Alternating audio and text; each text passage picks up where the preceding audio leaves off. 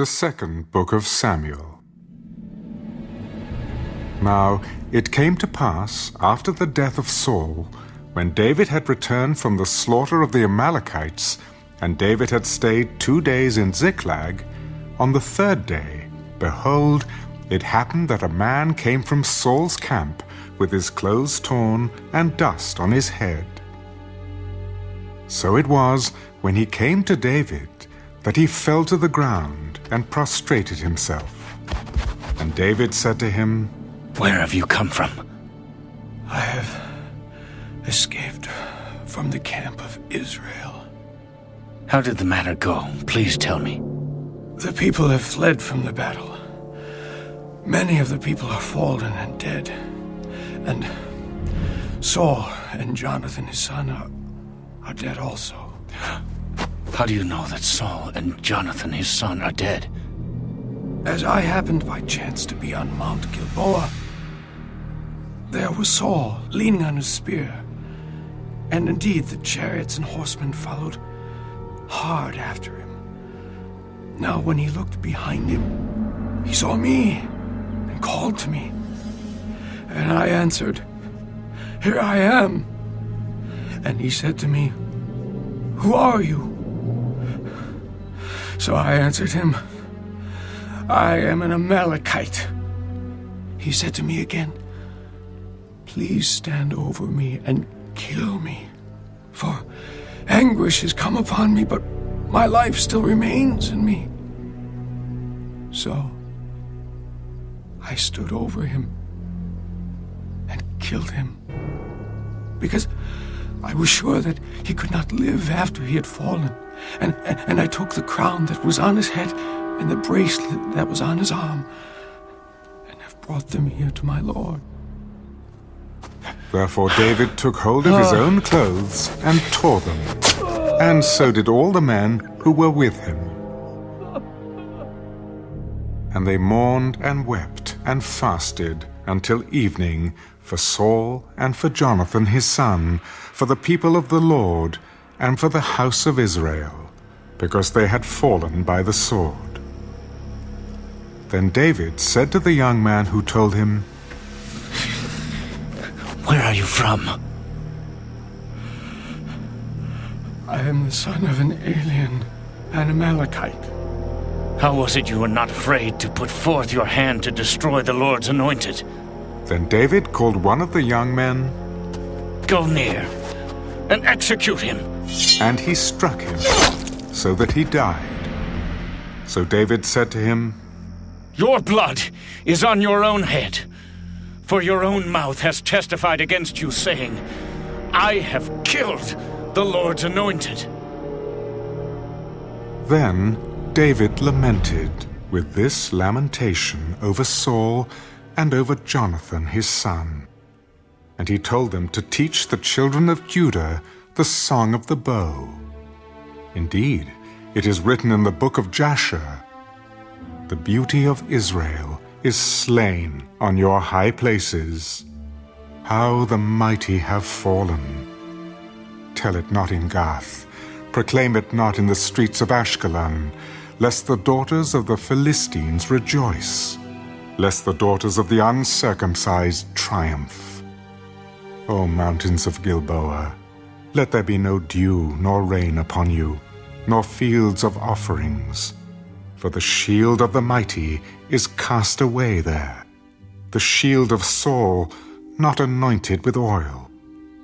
From the blood of the slain, from the fat of the mighty, the bow of Jonathan did not turn back, and the sword of Saul did not return empty. Saul and Jonathan were beloved and pleasant in their lives, and in their death they were not divided. They were swifter than eagles, they were stronger than lions. O daughters of Israel, weep over Saul, who clothed you in scarlet with luxury, who put ornaments of gold on your apparel. How the mighty have fallen in the midst of the battle. Jonathan was slain in your high places. I am distressed for you, my brother Jonathan. you have been very pleasant to me. Your love to me was wonderful, surpassing the love of women. How the mighty have fallen, and the weapons of war perished.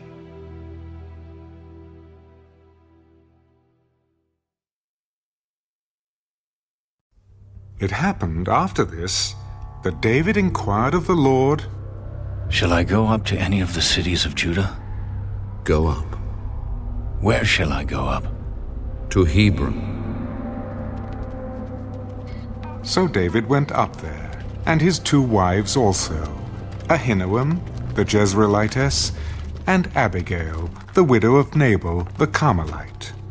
And David brought up the men who were with him, every man with his household. So they dwelt in the cities of Hebron. Then the men of Judah came, and there they anointed David king over the house of Judah. And they told David, The men of Jabesh-Gilead were the ones who buried Saul. So David sent messengers to the men of Jabesh-Gilead. You are blessed of the Lord, for you have shown this kindness to your Lord, to Saul, and have buried him. And now may the Lord show kindness and truth to you. I also will repay you this kindness, because you have done this thing. Now, therefore, let your hands be strengthened, and be valiant, for your master Saul is dead, and also the house of Judah has anointed me king over them. But Abner, the son of Ner, commander of Saul's army, took Ishbosheth, the son of Saul, and brought him over to Mahanaim, and he made him king over Gilead, over the Asherites, over Jezreel, over Ephraim, over Benjamin, and over all Israel. Ishbosheth, Saul's son, was 40 years old when he began to reign over Israel, and he reigned 2 years. Only the house of Judah followed David. And the time that David was king in Hebron over the house of Judah was 7 years and 6 months. Now Abner, the son of Ner, and the servants of Ishbosheth, the son of Saul, went out from Mahanaim to Gibeon. And Joab, the son of Zeruiah, and the servants of David went out and met them by the pool of Gibeon. So they sat down, one on one side of the pool, and the other on the other side of the pool. Then Abner said to Joab, Let the young men now arise and compete before us. Let them arise.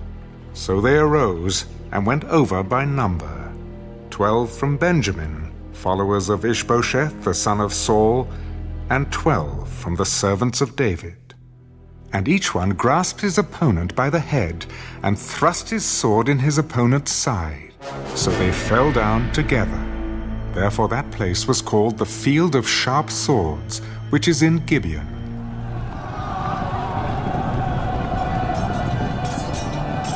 So there was a very fierce battle that day, and Abner and the men of Israel were beaten before the servants of David. Now the 3 sons of Zeruiah were there, Joab, and Abishai, and Asahel. And Asahel was as fleet of foot as a wild gazelle.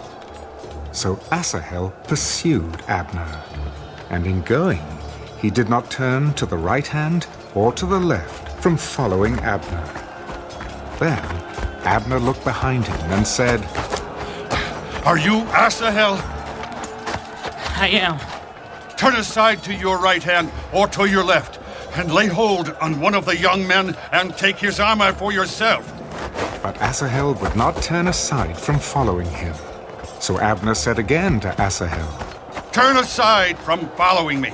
Why should I strike you to the ground? How then could I face your brother Joab? However, he refused to turn aside. Therefore Abner struck him in the stomach with the blunt end of the spear, so that the spear came out of his back, and he fell down there and died on the spot. So it was that as many as came to the place where Asahel fell down and died stood still. Joab and Abishai also pursued Abner.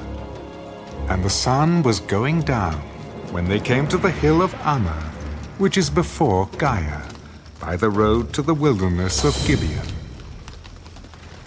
Now the children of Benjamin gathered together behind Abner and became a unit, and took their stand on top of a hill. Then Abner called to Joab, Shall the sword devour forever? Do you not know that it will be bitter in the latter end? How long will it be then until you tell the people to return from pursuing their brethren? As God lives, unless you had spoken, surely then by morning all the people would have given up pursuing their brethren. So Joab blew a trumpet, and all the people stood still, and did not pursue Israel any more, nor did they fight any more. Then Abner and his men went on all that night through the plain, crossed over the Jordan, and went through all Bithran, and they came to Mahanaim. So Joab returned from pursuing Abner.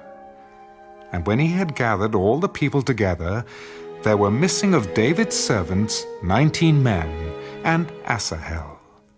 But the servants of David had struck down of Benjamin and Abner's men 360 men who died.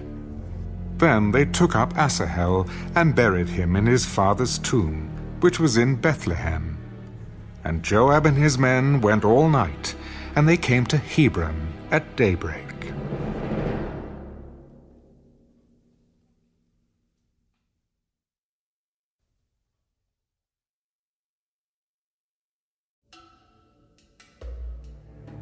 Now there was a long war between the house of Saul and the house of David.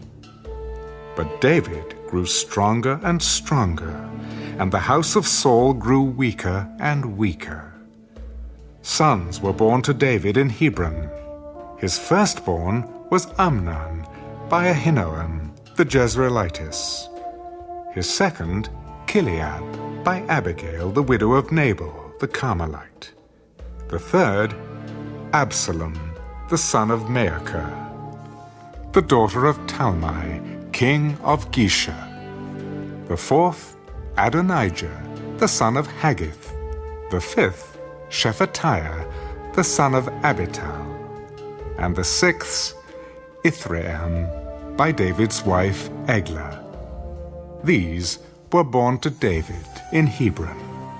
Now it was so, while there was war between the house of Saul and the house of David, that Abner was strengthening his hold on the house of Saul. And Saul had a concubine whose name was Rizpah, the daughter of Aiah. So Ishbosheth said to Abner, Why have you gone in to my father's concubine? Then Abner became very angry at the words of Ishbosheth. Am I a dog's head that belongs to Judah?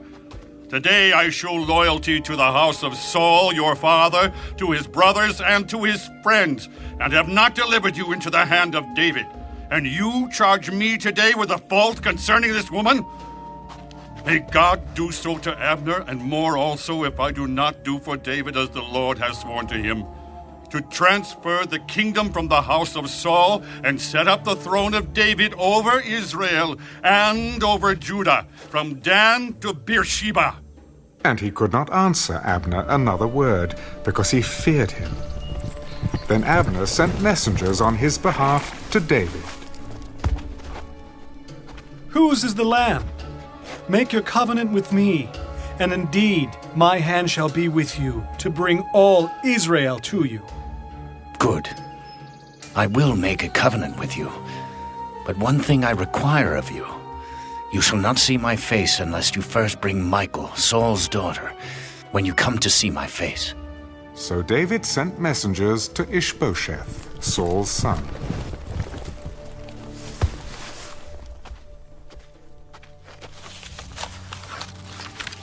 Give me my wife Michal, whom I betrothed to myself for 100 foreskins of the Philistines.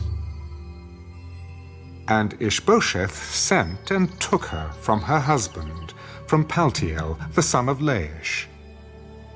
Then her husband went along with her to Bahurim, weeping behind her. So Abner said to him, Go, return.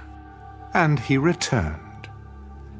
Now Abner had communicated with the elders of Israel.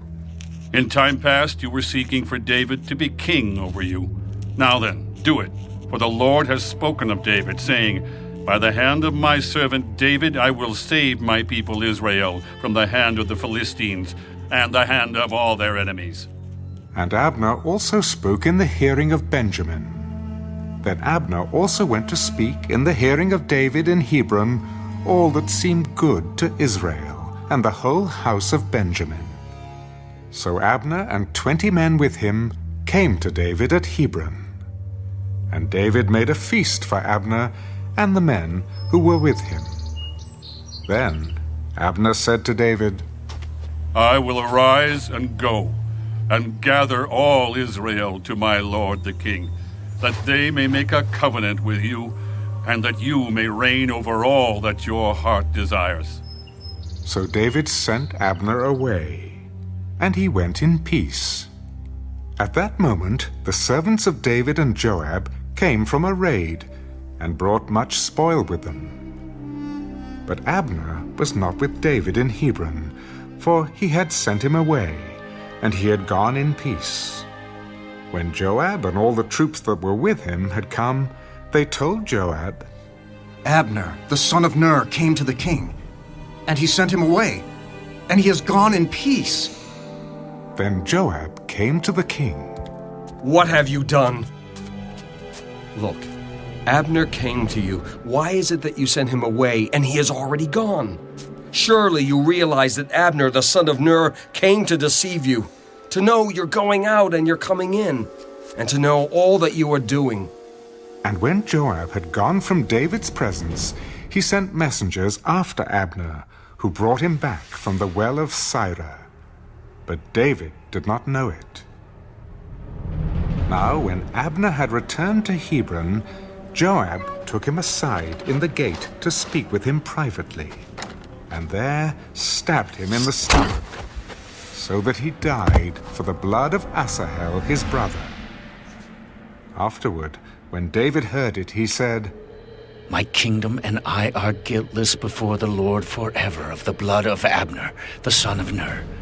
Let it rest on the head of Joab, and on all his father's house, and let there never fail to be in the house of Joab one who has a discharge or is a leper, who leans on a staff or falls by the sword, or who lacks bread. So Joab and Abishai his brother killed Abner, because he had killed their brother Asahel at Gibeon in the battle. Then David said to Joab and to all the people who were with him, Tear your clothes, gird yourselves with sackcloth, and mourn for Abner. And King David followed the coffin. So they buried Abner in Hebron. And the king lifted up his voice and wept at the grave of Abner. And all the people wept. And the king sang a lament over Abner. Should Abner die, as a fool dies?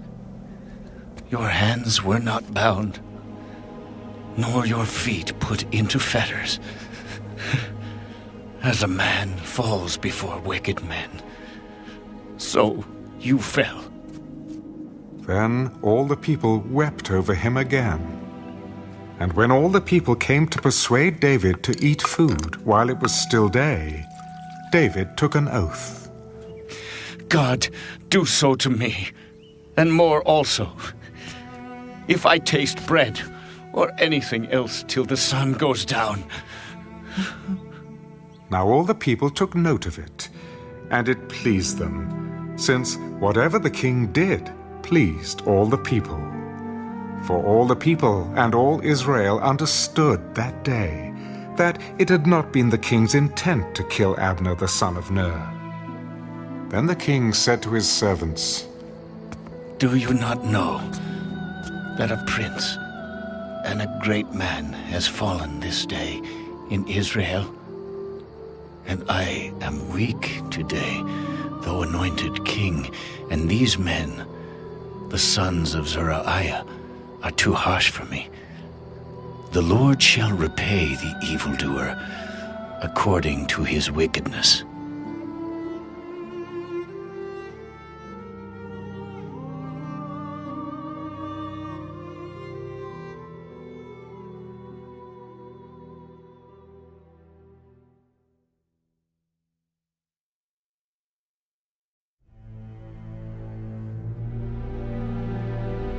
When Saul's son heard that Abner had died in Hebron, he lost heart, and all Israel was troubled. Now Saul's son had 2 men who were captains of troops. The name of one was Baanah, and the name of the other Rechab, the sons of Rimmon the Beerothite, of the children of Benjamin. For Beeroth was also part of Benjamin, because the Beerothites fled to Gittaim, and have been sojourners there until this day. Jonathan, Saul's son, had a son who was lame in his feet.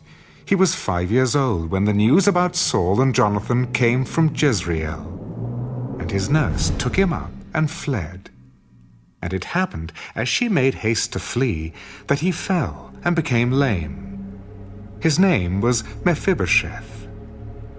Then the sons of Rimmon, the Beerothite, Rechab and Baanah set out and came at about the heat of the day to the house of Ishbosheth, who was lying on his bed at noon. And they came there all the way into the house as though to get wheat, and they stabbed him in the stomach. Then Rechab and Baanah his brother escaped, for when they came into the house he was lying on his bed in his bedroom. Then they struck him and killed him, beheaded him, and took his head, and were all night escaping through the plain. And they brought the head of Ishbosheth to David at Hebron, and said to the king, "Here is the head of Ishbosheth, the son of Saul your enemy, who sought your life. And the Lord has avenged my lord the king this day of Saul and his descendants." But David answered Rechab and Baanah his brother, the sons of Rimmon the Beerothite, As the Lord lives, who has redeemed my life from all adversity, when someone told me, saying, "Look, Saul is dead," thinking to have brought good news, I arrested him and had him executed in Ziklag. The one who thought I would give him a reward for his news. How much more, when wicked men have killed a righteous person in his own house, on his bed? Therefore, shall I not now require his blood at your hand, and remove you from the earth? So David commanded his young men, and they executed them, cut off their hands and feet, and hanged them by the pool in Hebron. But they took the head of Ishbosheth and buried it in the tomb of Abner in Hebron.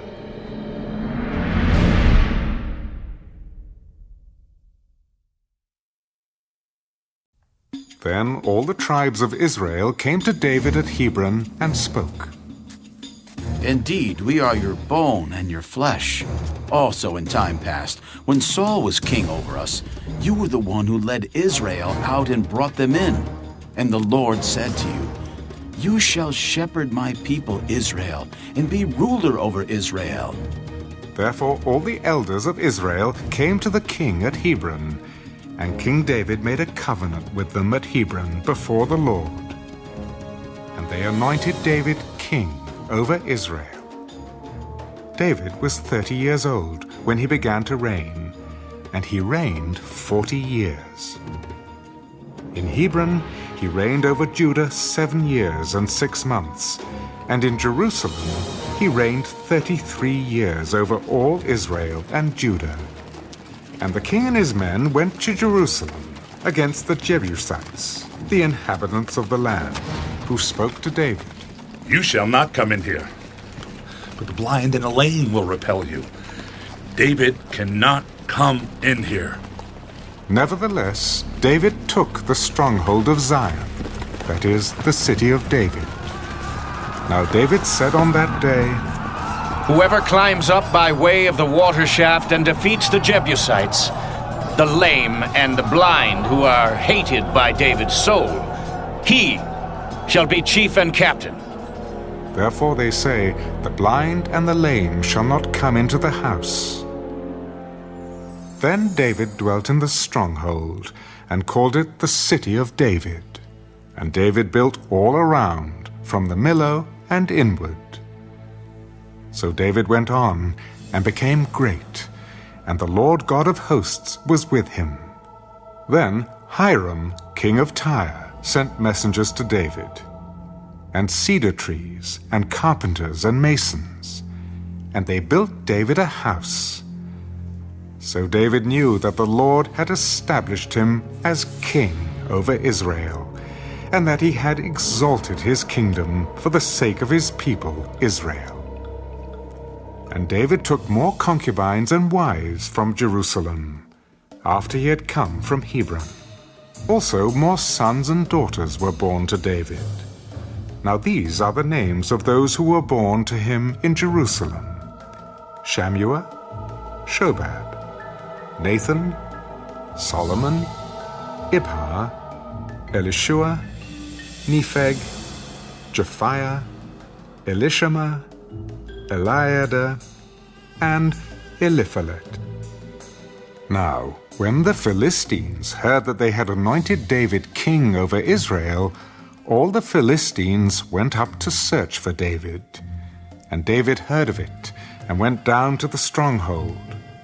The Philistines also went and deployed themselves in the valley of Rephaim. So David inquired of the Lord, Shall I go up against the Philistines?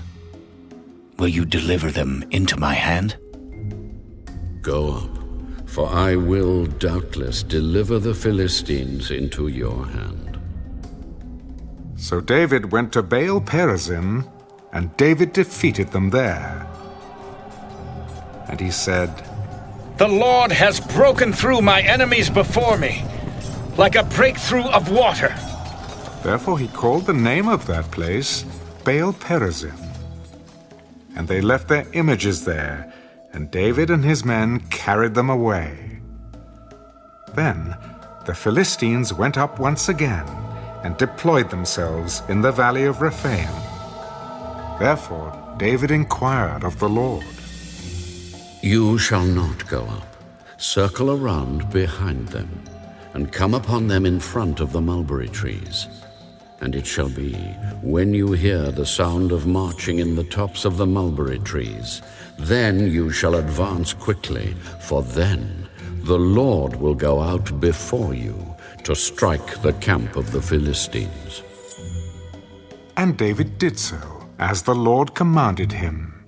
And he drove back the Philistines from Geba as far as Gezer.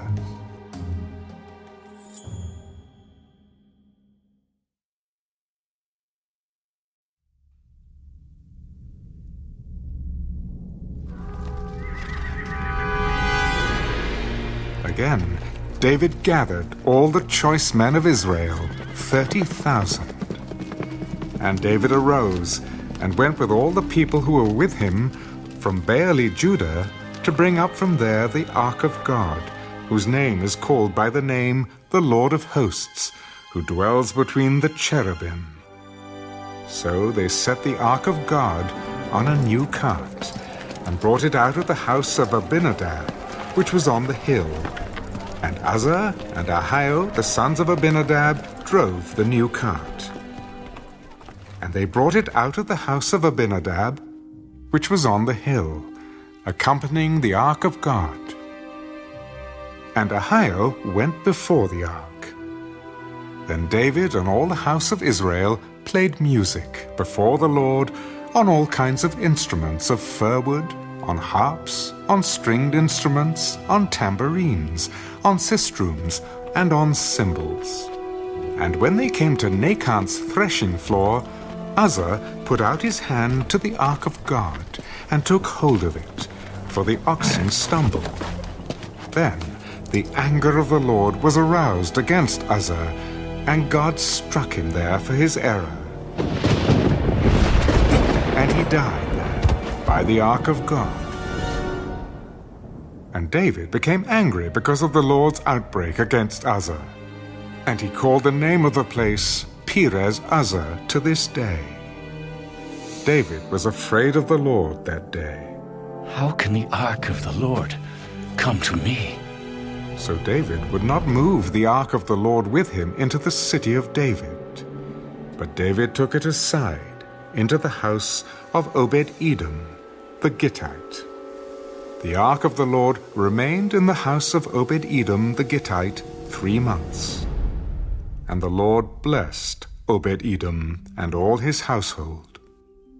Now it was told King David, "The Lord has blessed the house of Obed-Edom and all that belongs to him, because of the ark of God."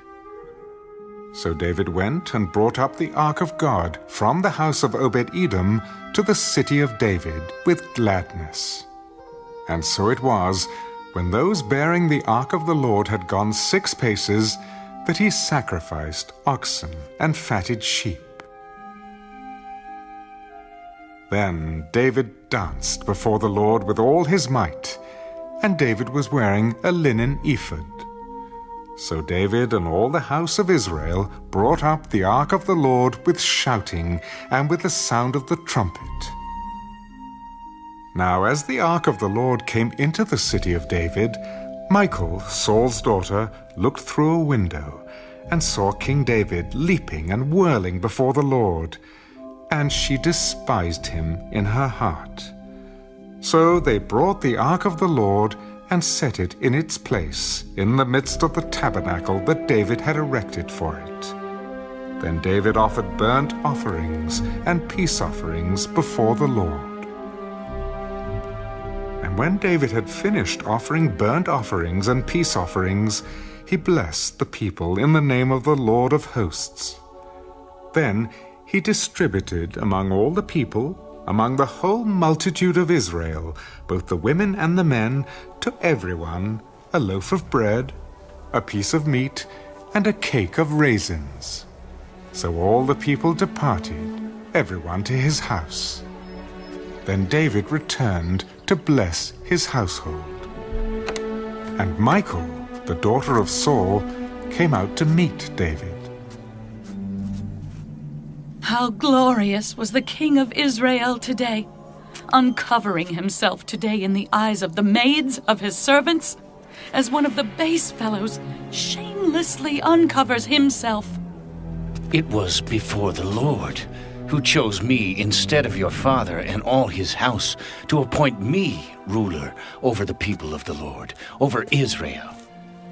Therefore I will play music before the Lord, and I will be even more undignified than this, and will be humble in my own sight. But as for the maidservants of whom you have spoken, by them I will be held in honor. Therefore Michal, the daughter of Saul, had no children to the day of her death.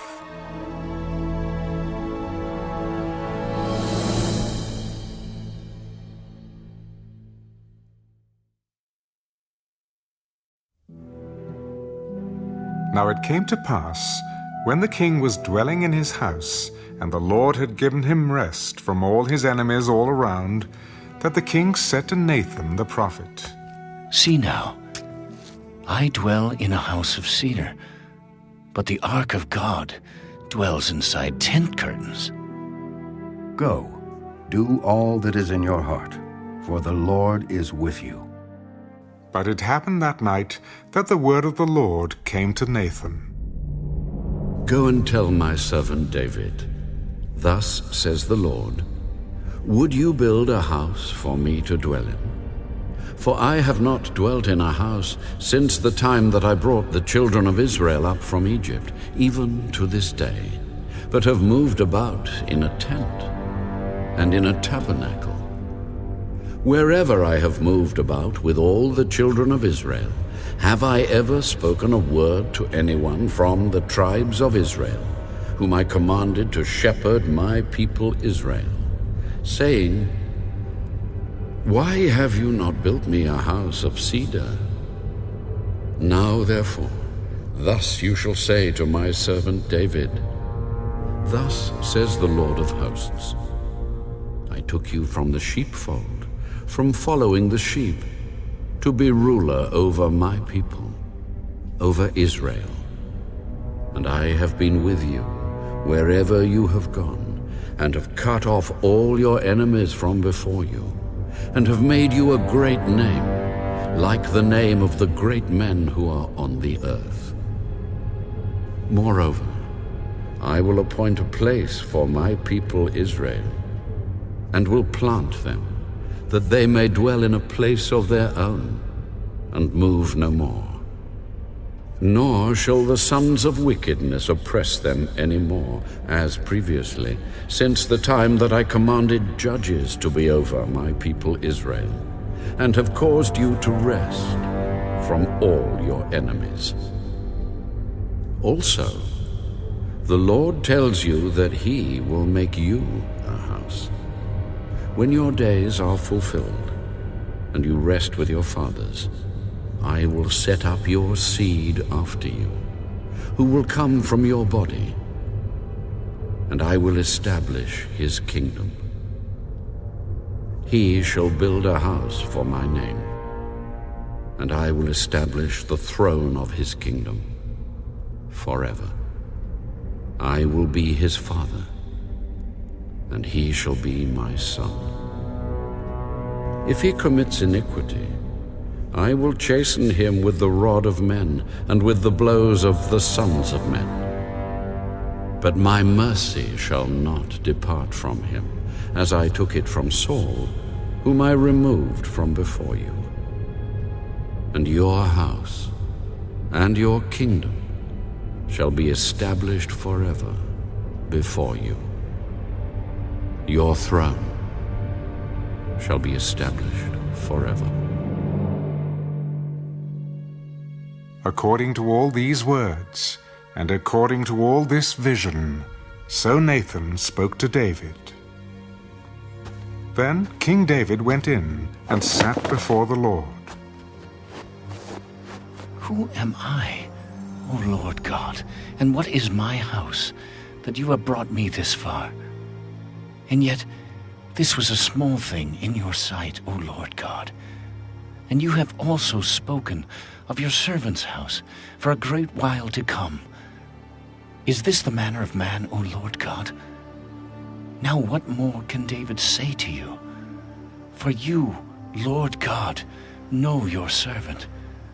For your word's sake, and according to your own heart, you have done all these great things to make your servant know them. Therefore, you are great, O Lord God. For there is none like you, nor is there any God besides you, according to all that we have heard with our ears. And who is like your people, like Israel, the one nation on earth whom God went to redeem for himself as a people, to make for himself a name, and to do for yourself great and awesome deeds for your land, before your people, whom you redeemed for yourself from Egypt, the nations and their gods? For you have made your people, Israel, your very own people forever, and you, Lord, have become their God. Now, O Lord God, the word which you have spoken concerning your servant and concerning his house, establish it forever, and do as you have said. So let your name be magnified forever, saying, The Lord of hosts is the God over Israel, and let the house of your servant David be established before you. For you, O Lord of hosts, God of Israel, have revealed this to your servant, saying, I will build you a house. Therefore, your servant has found it in his heart to pray this prayer to you. And now, O Lord God, you are God, and your words are true, and you have promised this goodness to your servant. Now, therefore, let it please you to bless the house of your servant, that it may continue before you forever. For you, O Lord God, have spoken it. And with your blessing let the house of your servant be blessed forever.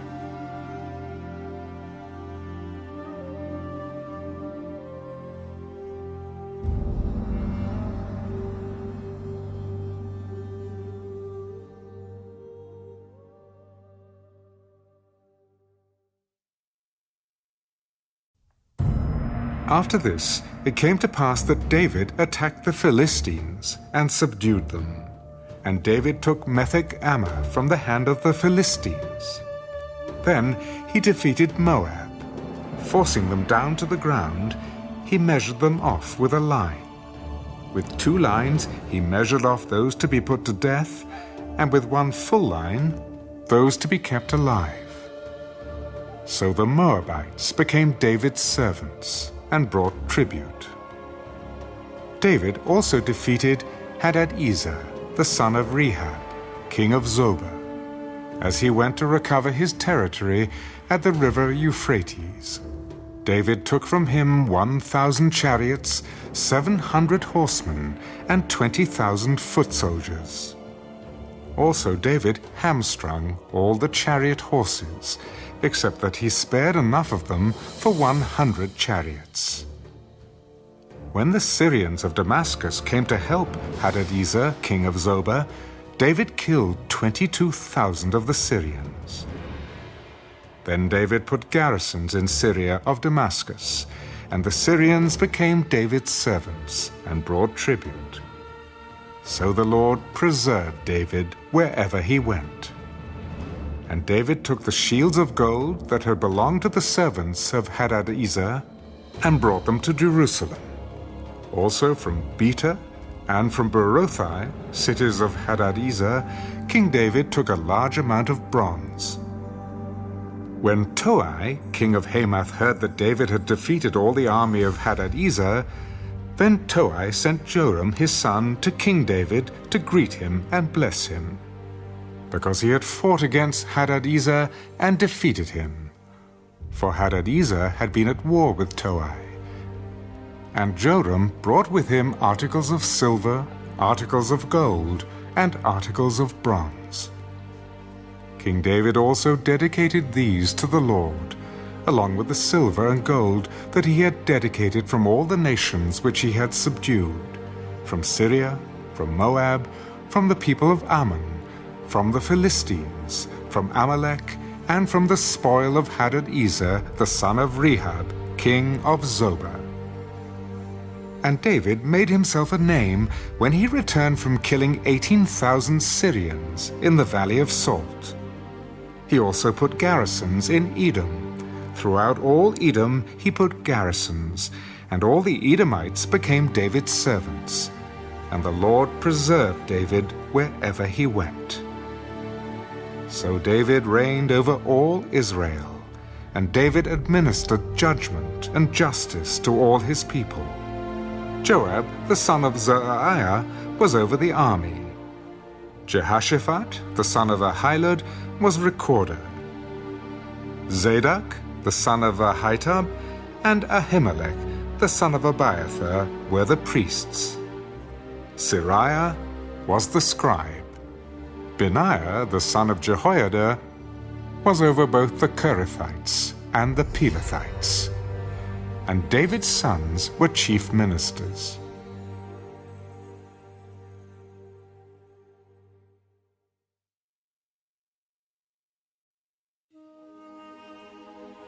Now David said, "Is there still anyone who is left of the house of Saul, that I may show him kindness for Jonathan's sake?" And there was a servant of the house of Saul, whose name was Ziba. So when they had called him to David, the king said to him, "Are you Ziba?" "At your service." "Is there not still someone of the house of Saul, to whom I may show the kindness of God?"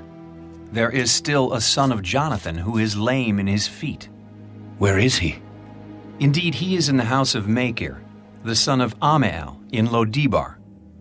Then King David sent and brought him out of the house of Machir, the son of Ammiel. from Lodebar. Now when Mephibosheth, the son of Jonathan, the son of Saul, had come to David, he fell on his face and prostrated himself. Mephibosheth? Here is your servant. Do not fear, for I will surely show you kindness for Jonathan your father's sake, and will restore to you all the land of Saul, your grandfather, and you shall eat bread at my table continually. Then he bowed himself. What is your servant, that you should look upon such a dead dog as I? And the king called to Ziba, Saul's servant. I have given to your master's son all that belonged to Saul, and to all his house. You, therefore, and your sons and your servants shall work the land for him, and you shall bring in the harvest, that your master's son may have food to eat.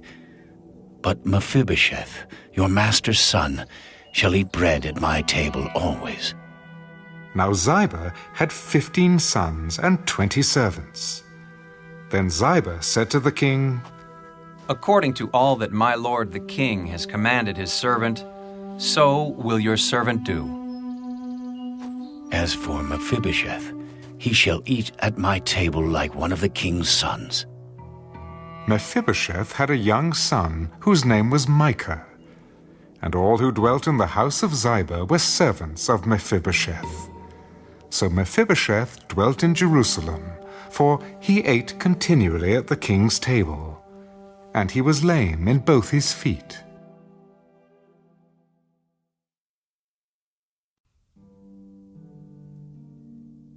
It happened after this that the king of the people of Ammon died, and Hanun his son reigned in his place. Then David said, I will show kindness to Hanun, the son of Nahash, as his father showed kindness to me. So David sent by the hand of his servants to comfort him concerning his father. And David's servants came into the land of the people of Ammon. And the princes of the people of Ammon said to Hanun their lord, Do you think that David really honors your father because he has sent comforters to you? Has David not rather sent his servants to you to search the city, to spy it out, and to overthrow it? Therefore Hanun took David's servants, shaved off half their beards, cut off their garments in the middle, at their buttocks, and sent them away. When they told David, he sent to meet them, because the men were greatly ashamed. And the king said, Wait at Jericho until your beards have grown, and then return. When the people of Ammon saw that they had made themselves repulsive to David, the people of Ammon sent and hired the Syrians of Beth-rehab and the Syrians of Zobah, 20,000 foot soldiers, and from the king of Maacah 1,000 men, and from Ishtab 12,000 men. Now when David heard of it, he sent Joab and all the army of the mighty men. Then the people of Ammon came out and put themselves in battle array at the entrance of the gate. And the Syrians of Zobah, Beth-rehab, Ishtab, and Maacah were by themselves in the field. When Joab saw that the battle line was against him before and behind, he chose some of Israel's best and put them in battle array against the Syrians. And the rest of the people he put under the command of Abishai, his brother, that he might set them in battle array against the people of Ammon. Then he said, If the Syrians are too strong for me, then you shall help me. But if the people of Ammon are too strong for you, then I will come and help you. Be of good courage, and let us be strong for our people and for the cities of our God. And may the Lord do what is good in his sight. So Joab and the people who were with him drew near for the battle against the Syrians, and they fled before him. When the people of Ammon saw that the Syrians were fleeing, they also fled before Abishai and entered the city. So Joab returned from the people of Ammon and went to Jerusalem. When the Syrians saw that they had been defeated by Israel, they gathered together. Then Hadadezer sent and brought out the Syrians who were beyond the river, and they came to Helam. And Shobach, the commander of Hadadezer's army, went before them. When it was told David, he gathered all Israel, crossed over the Jordan, and came to Helam. And the Syrians set themselves in battle array against David and fought with him. Then the Syrians fled before Israel, and David killed 700 charioteers and 40,000 horsemen of the Syrians, and struck Shobach, the commander of their army, who died there. And when all the kings who were servants to Hadadezer saw that they were defeated by Israel, they made peace with Israel and served them. So the Syrians were afraid to help the people of Ammon any more.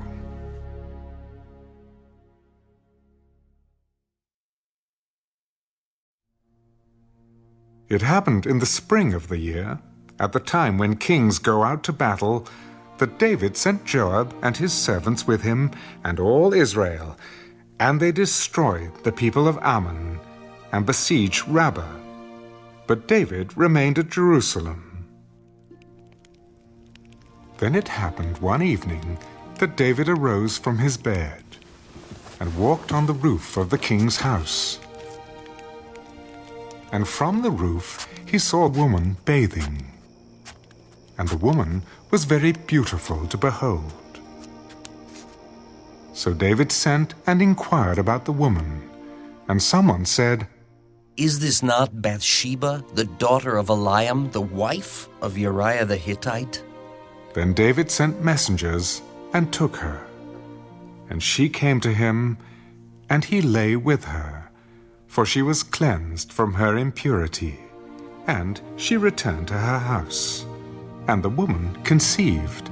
So she sent and told David. "I am with child." Then David sent to Joab. "Send me Uriah the Hittite." And Joab sent Uriah to David.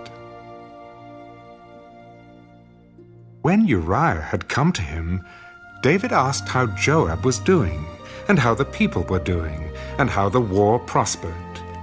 And David said to Uriah, "Go down to your house and wash your feet." So Uriah departed from the king's house, and a gift of food from the king followed him. But Uriah slept at the door of the king's house with all the servants of his lord, and did not go down to his house. So when they told David, saying, "Uriah did not go down to his house," David said to Uriah, "Did you not come from a journey? Why did you not go down to your house?"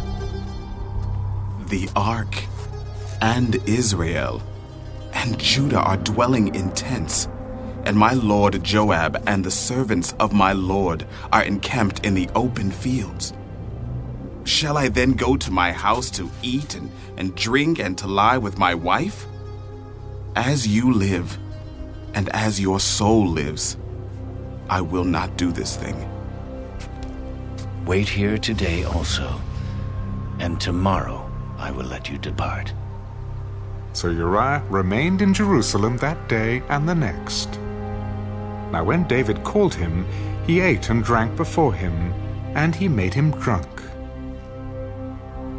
And at evening he went out to lie on his bed with the servants of his lord, but he did not go down to his house. In the morning it happened that David wrote a letter to Joab, and sent it by the hand of Uriah. And he wrote in the letter, "Set Uriah in the forefront of the hottest battle, and retreat from him, that he may be struck down and die." So it was, while Joab besieged the city, that he assigned Uriah to a place where he knew there were valiant men. Then the men of the city came out and fought with Joab. And some of the people of the servants of David fell, and Uriah the Hittite died also.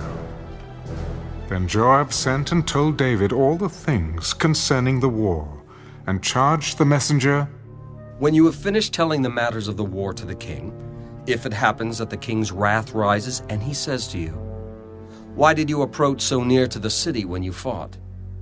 Did you not know that they would shoot from the wall?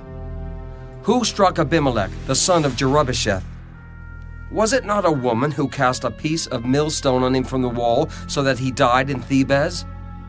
Why did you go near the wall?" Then you shall say, "Your servant Uriah the Hittite is dead also." So the messenger went and came and told David all that Joab had sent by him. Surely the men prevailed against us and came out to us in the field. Then we drove them back as far as the entrance of the gate. The archers shot from the wall at your servants, and some of the king's servants are dead. And your servant Uriah the Hittite is dead also. Thus you shall say to Joab, "Do not let this thing displease you, for the sword devours one as well as another. Strengthen your attack against the city and overthrow it. So encourage him." When the wife of Uriah heard that Uriah her husband was dead, she mourned for her husband. And when her mourning was over, David sent and brought her to his house, and she became his wife and bore him a son. But the thing that David had done displeased the Lord.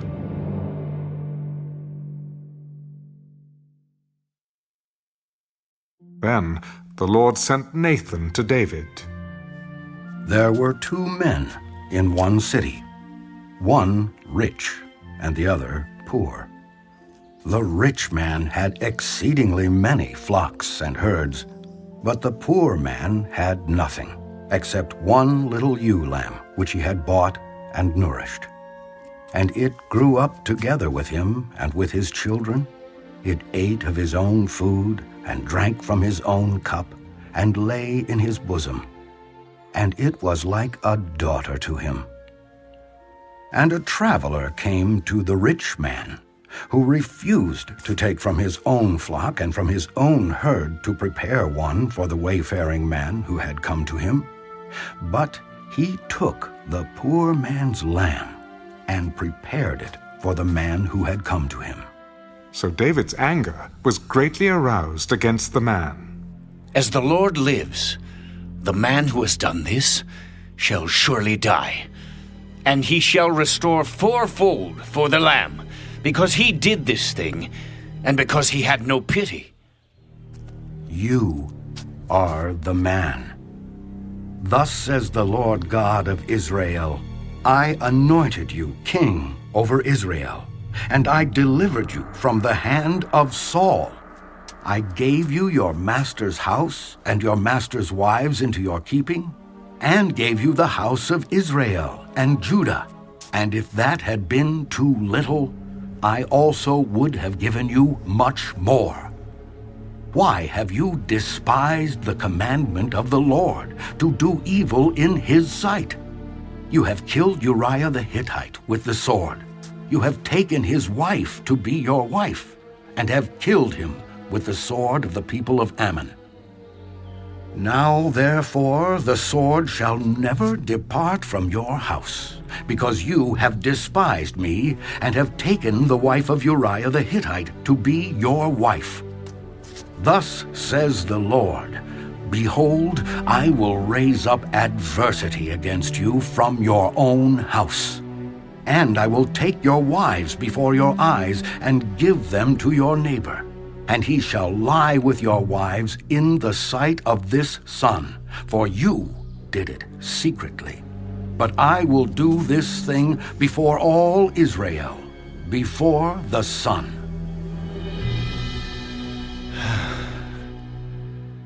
I have sinned against the Lord.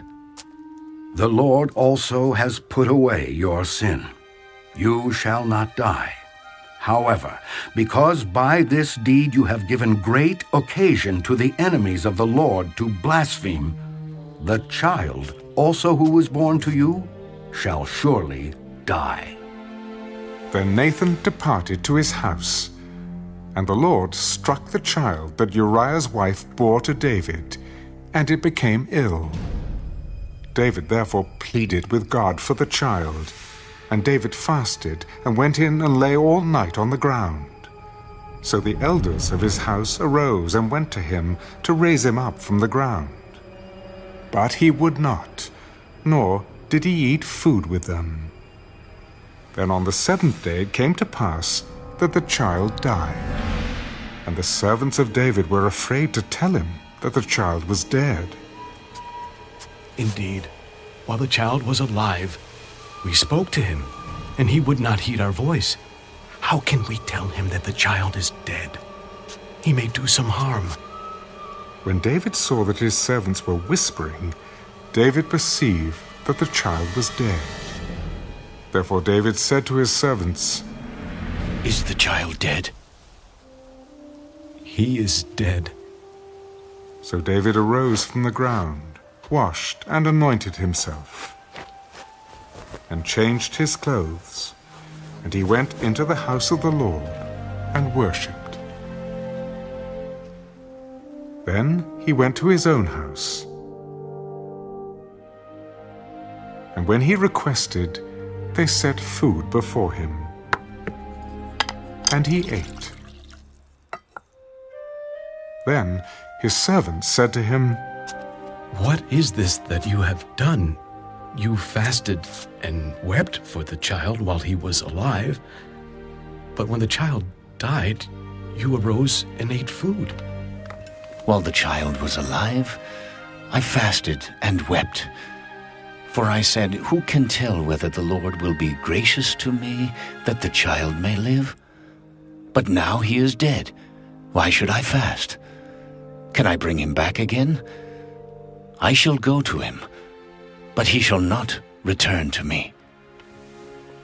Then David comforted Bathsheba, his wife, and went in to her and lay with her. So she bore a son, and he called his name Solomon. Now the Lord loved him, and he sent word by the hand of Nathan the prophet. So he called his name Jedediah, because of the Lord. Now Joab fought against Rabbah of the people of Ammon, and took the royal city. And Joab sent messengers to David. I have fought against Rabbah, and I have taken the city's water supply. Now, therefore, gather the rest of the people together, and encamp against the city, and take it, lest I take the city, and it be called after my name. So David gathered all the people together, and went to Rabbah, fought against it, and took it. Then he took their king's crown from his head. Its weight was a talent of gold with precious stones, and it was set on David's head. Also he brought out the spoil of the city in great abundance, and he brought out the people who were in it, and put them to work with swords and iron picks and iron axes, and made them cross over to the brickworks. So he did to all the cities of the people of Ammon. Then David and all the people returned to Jerusalem. After this, Absalom, the son of David, had a lovely sister, whose name was Tamar, and Amnon, the son of David, loved her. Amnon was so distressed over his sister Tamar that he became sick, for she was a virgin, and it was improper for Amnon to do anything to her. But Amnon had a friend whose name was Jonadab, the son of Shimeah, David's brother. Now Jonadab was a very crafty man, and he said to him, "Why are you, the king's son, becoming thinner day after day? Will you not tell me?" Amnon said to him, "I love Tamar, my brother Absalom's sister." "Lie down on your bed and pretend to be ill, and when your father comes to see you, say to him, 'Please let my sister Tamar come and give me food, and prepare the food in my sight, that I may see it and eat it from her hand.'" Then Amnon lay down and pretended to be ill.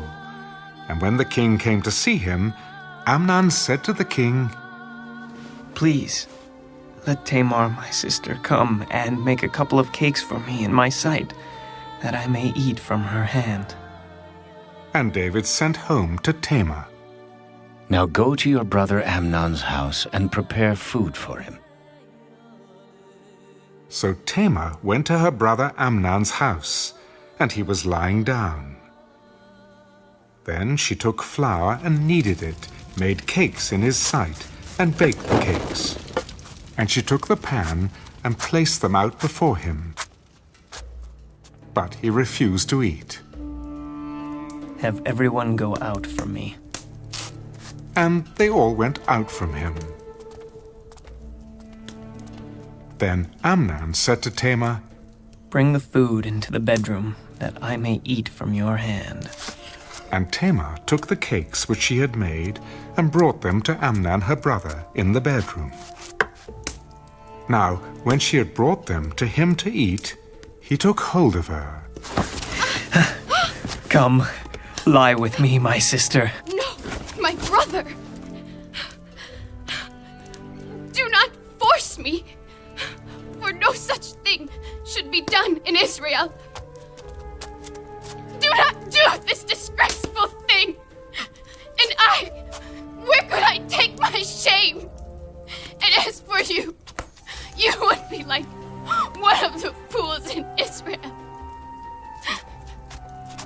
Now, therefore, please speak to the king, for he will not withhold me from you. However, he would not heed her voice, and being stronger than she, he forced her and lay with her. Then Amnon hated her exceedingly, so that the hatred with which he hated her was greater than the love with which he had loved her. And Amnon said to her, Arise, be gone. No, indeed. This evil of sending me away is worse than the other that you did to me. But he would not listen to her. Then he called his servant who attended him. Here, put this woman out, away from me, and bolt the door behind her. Now she had on a robe of many colors, for the king's virgin daughters wore such apparel. And his servant put her out and bolted the door behind her. Then Tamar put ashes on her head, and tore her robe of many colors that was on her, and laid her hand on her head, and went away crying bitterly. And Absalom her brother said to her, Has Amnon your brother been with you? But now hold your peace, my sister. He is your brother. Do not take this thing to heart.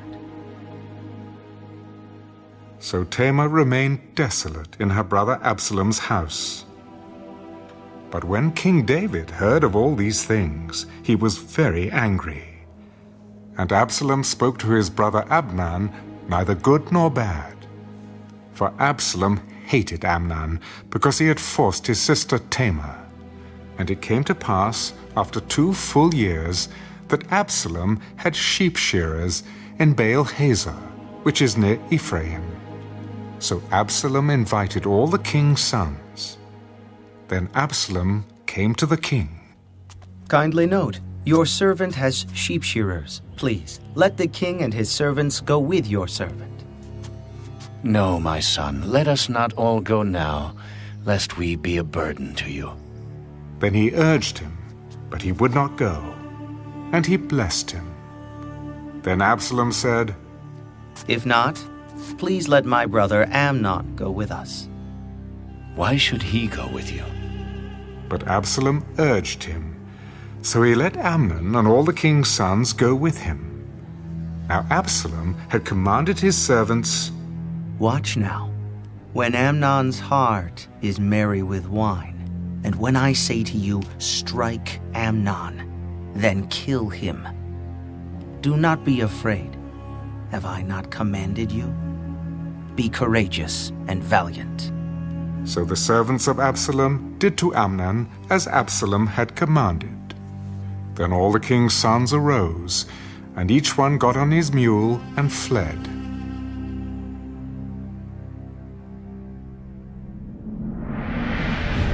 And it came to pass, while they were on their way, that news came to David. Absalom has killed all the king's sons, and not one of them is left. So the king arose and tore his garments and lay on the ground, and all his servants stood by with their clothes torn. Then Jonadab, the son of Shimeah, David's brother, answered, Let not my lord suppose they have killed all the young men, the king's sons, for only Amnon is dead. For by the command of Absalom this has been determined from the day that he forced his sister Tamar. Now therefore, let not my lord the king take this thing to his heart, to think that all the king's sons are dead, for only Amnon is dead. Then Absalom fled. And the young man who was keeping watch lifted his eyes and looked, and there many people were coming from the road on the hillside behind him. And Jonadab said to the king, Look! The king's sons are coming. As your servant said, so it is. So it was, as soon as he had finished speaking, that the king's sons indeed came, and they lifted up their voice and wept. Also the king and all his servants wept very bitterly. But Absalom fled and went to Talmai, the son of Ammihud, king of Geshur. And David mourned for his son every day. So Absalom fled and went to Geshur, and was there 3 years. And King David longed to go to Absalom, for he had been comforted concerning Amnon, because he was dead.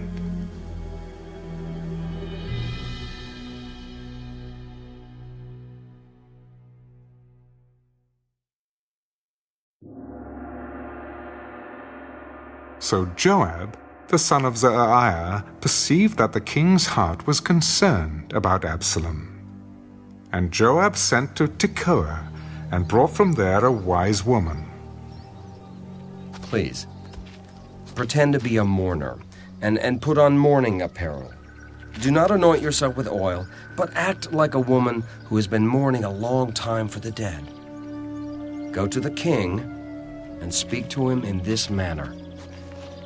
So Joab put the words in her mouth, and when the woman of Tekoa spoke to the king, she fell on her face to the ground and prostrated herself. Help, O king! What troubled you? Indeed, I am a widow. My husband is dead. Now your maidservant had 2 sons, and the 2 fought with each other in the field, and there was no one to part them. But the one struck the other and killed him.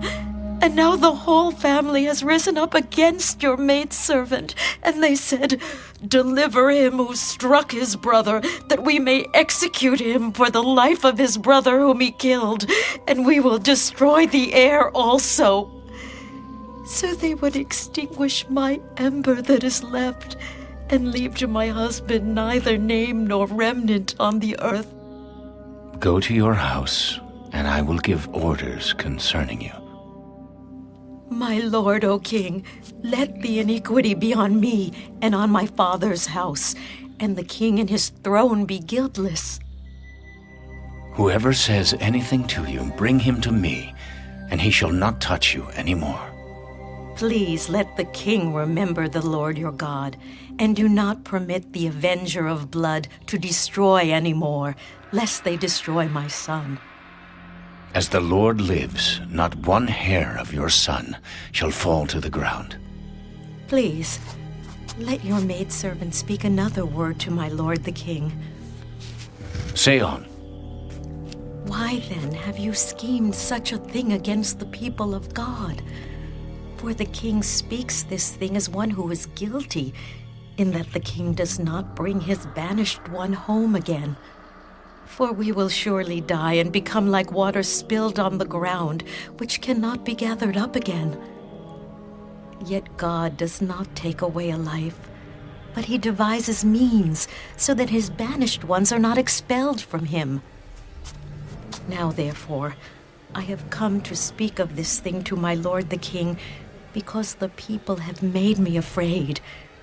And your maidservant said, I will now speak to the king. It may be that the king will perform the request of his maidservant. For the king will hear and deliver his maidservant from the hand of the man who would destroy me and my son together from the inheritance of God. Your maidservant said, The word of my lord the king will now be comforting.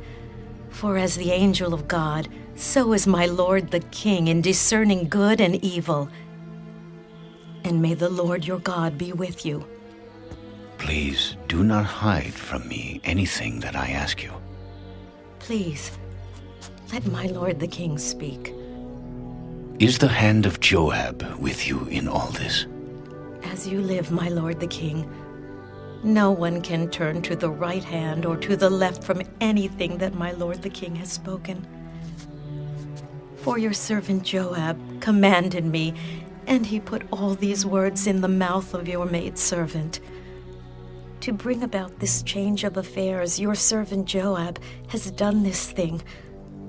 But my lord is wise, according to the wisdom of the angel of God, to know everything that is in the earth. And the king said to Joab, All right. I have granted this thing. Go, therefore, bring back the young man Absalom. Then Joab fell to the ground on his face and bowed himself and thanked the king. Today, your servant knows that I have found favor in your sight, my lord, O king, and that the king has fulfilled the request of his servant. So Joab arose and went to Geshur and brought Absalom to Jerusalem. And the king said, Let him return to his own house, but do not let him see my face. So Absalom returned to his own house, but did not see the king's face. Now in all Israel there was no one who was praised as much as Absalom for his good looks. From the sole of his foot to the crown of his head there was no blemish in him. And when he cut the hair of his head, at the end of every year he cut it, because it was heavy on him. When he cut it, he weighed the hair of his head at 200 shekels, according to the king's standard. To Absalom were born 3 sons and 1 daughter, whose name was Tamar. She was a woman of beautiful appearance. And Absalom dwelt 2 full years in Jerusalem, but did not see the king's face. Therefore Absalom sent for Joab, to send him to the king, but he would not come to him. And when he sent again the second time, he would not come. So he said to his servants, See, Joab's field is near mine, and he has barley there. Go and set it on fire. And Absalom's servants set the field on fire. Then Joab arose and came to Absalom's house. Why have your servants set my field on fire? Look, I sent to you, saying, Come here, so that I may send you to the king, to say, Why have I come from Geshur? It would be better for me to be there still. Now, therefore, let me see the king's face. But if there is iniquity in me, let him execute me. So Joab went to the king and told him.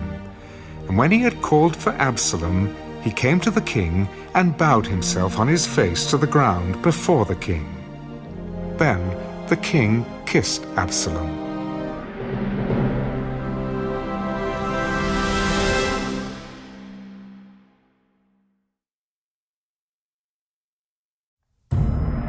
After this, It happened that Absalom provided himself with chariots and horses, and 50 men to run before him. Now Absalom would rise early and stand beside the way to the gate. So it was, whenever anyone who had a lawsuit came to the king for a decision, that Absalom would call to him and say, "What city are you from?" And he would say, "Your servant is from such and such a tribe of Israel." Then Absalom would say to him, "Look, your case is good and right, but there is no deputy of the king to hear you. Oh, that I were made judge in the land, and everyone who has any suit or cause would come to me. Then I would give him justice." And so it was, whenever anyone came near to bow down to him, that he would put out his hand and take him and kiss him. In this manner Absalom acted toward all Israel who came to the king for judgment. So Absalom stole the hearts of the men of Israel. Now it came to pass, after 40 years, that Absalom said to the king, "Please, let me go to Hebron and pay the vow which I made to the Lord. For your servant took a vow while I dwelt at Geshur in Syria, saying, 'If the Lord indeed brings me back to Jerusalem, then I will serve the Lord.'" And the king said to him, "Go in peace." So he arose and went to Hebron. Then Absalom sent spies throughout all the tribes of Israel.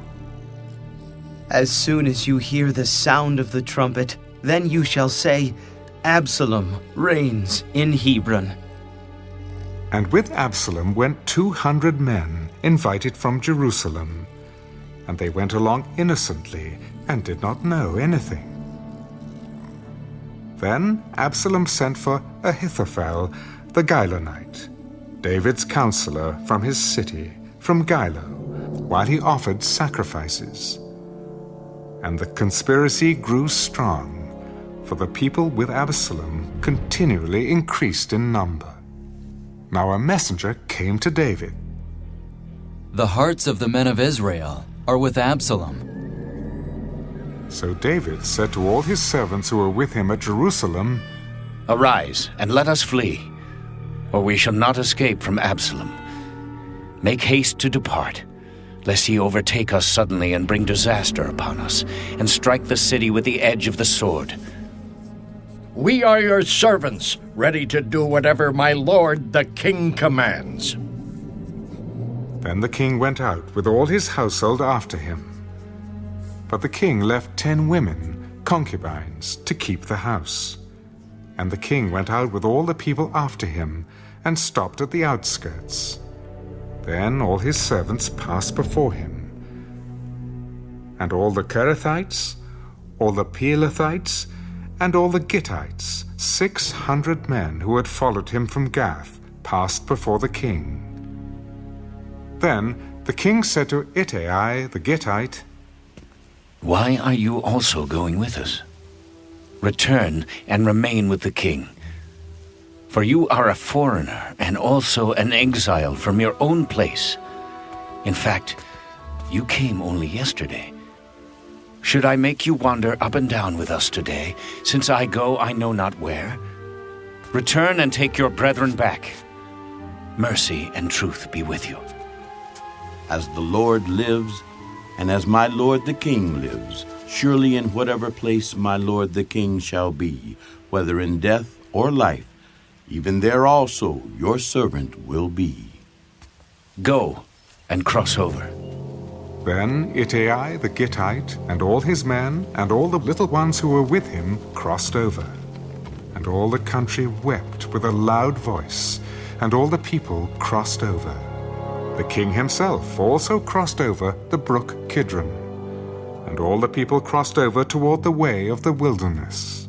There was Zadok also, and all the Levites with him, bearing the ark of the covenant of God. And they set down the ark of God, and Abiathar went up, until all the people had finished crossing over from the city. Then the king said to Zadok, Carry the ark of God back into the city. If I find favor in the eyes of the Lord, he will bring me back and show me both it and his dwelling place. But if he says thus, I have no delight in you, here I am. Let him do to me as seems good to him. Are you not a seer? Return to the city in peace, and your 2 sons with you, Ahimaaz your son, and Jonathan the son of Abiathar. See, I will wait in the plains of the wilderness until word comes from you to inform me. Therefore Zadok and Abiathar carried the ark of God back to Jerusalem, and they remained there. So David went up by the ascent of the Mount of Olives, and wept as he went up. And he had his head covered, and went barefoot. And all the people who were with him covered their heads, and went up, weeping as they went up. Then someone told David, Ahithophel is among the conspirators with Absalom. O Lord, I pray, turn the counsel of Ahithophel into foolishness. Now it happened, when David had come to the top of the mountain where he worshipped God, there was Hushai the Archite coming to meet him, with his robe torn and dust on his head. David said to him, If you go on with me, then you will become a burden to me. But if you return to the city and say to Absalom, I will be your servant, O king, as I was your father's servant previously, so I will now be your servant. Then you may defeat the counsel of Ahithophel for me. And do you not have Zadok and Abiathar the priests with you there? Therefore, it will be that whatever you hear from the king's house, you shall tell to Zadok and Abiathar the priests.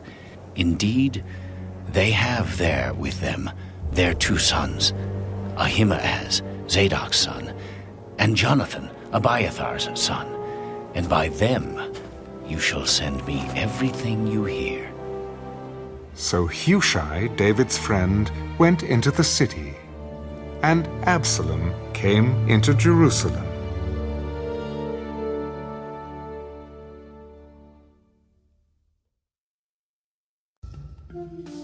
When David was a little past the top of the mountain, there was Ziba, the servant of Mephibosheth, who met him with a couple of saddled donkeys, and on them 200 loaves of bread, 100 clusters of raisins, 100 summer fruits, and a skin of wine. And the king said to Ziba, What do you mean to do with these? The donkeys are for the king's household to ride on, the bread and summer fruit for the young men to eat, and the wine for those who are faint in the wilderness to drink. And where is your master's son? Indeed, he is staying in Jerusalem, for he said, Today the house of Israel will restore the kingdom of my father to me. Here, all that belongs to Mephibosheth is yours.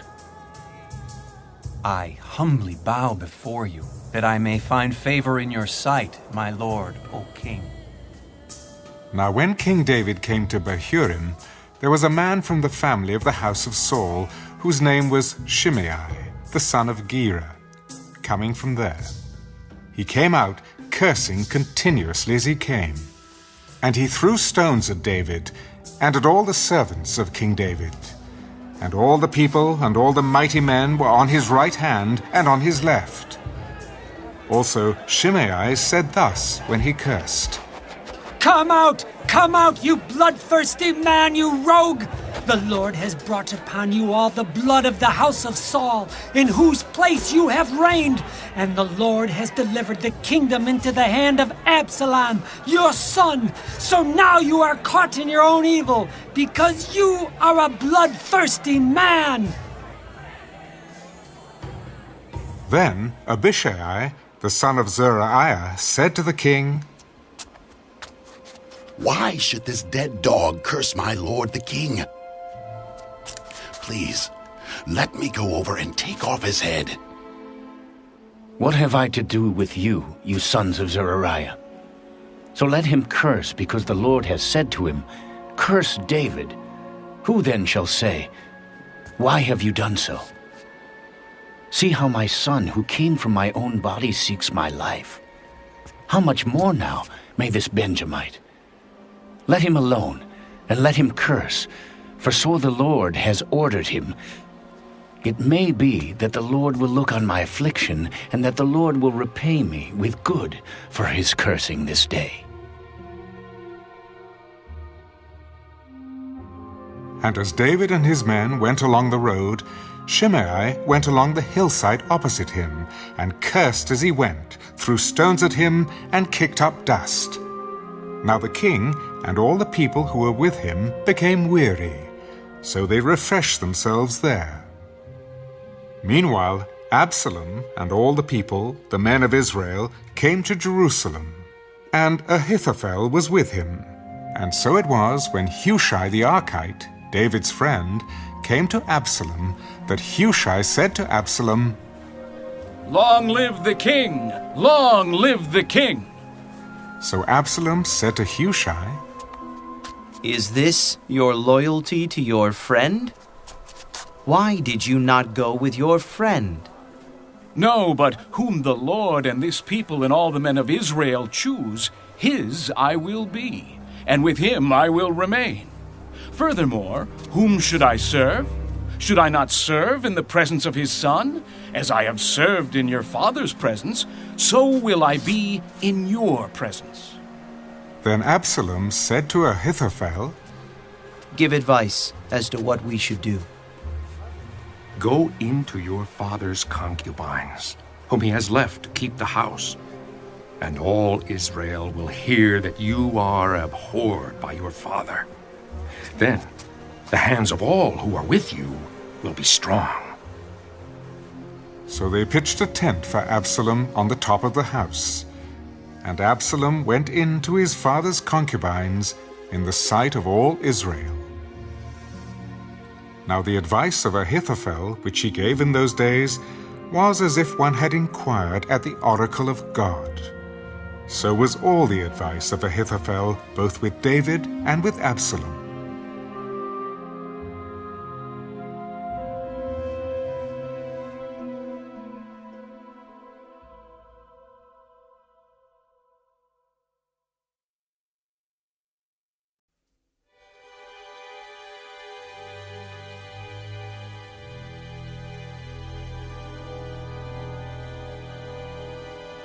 Moreover, Ahithophel said to Absalom, Now, let me choose 12,000 men, and I will arise and pursue David tonight. I will come upon him while he is weary and weak, and make him afraid. And all the people who are with him will flee, and I will strike only the king.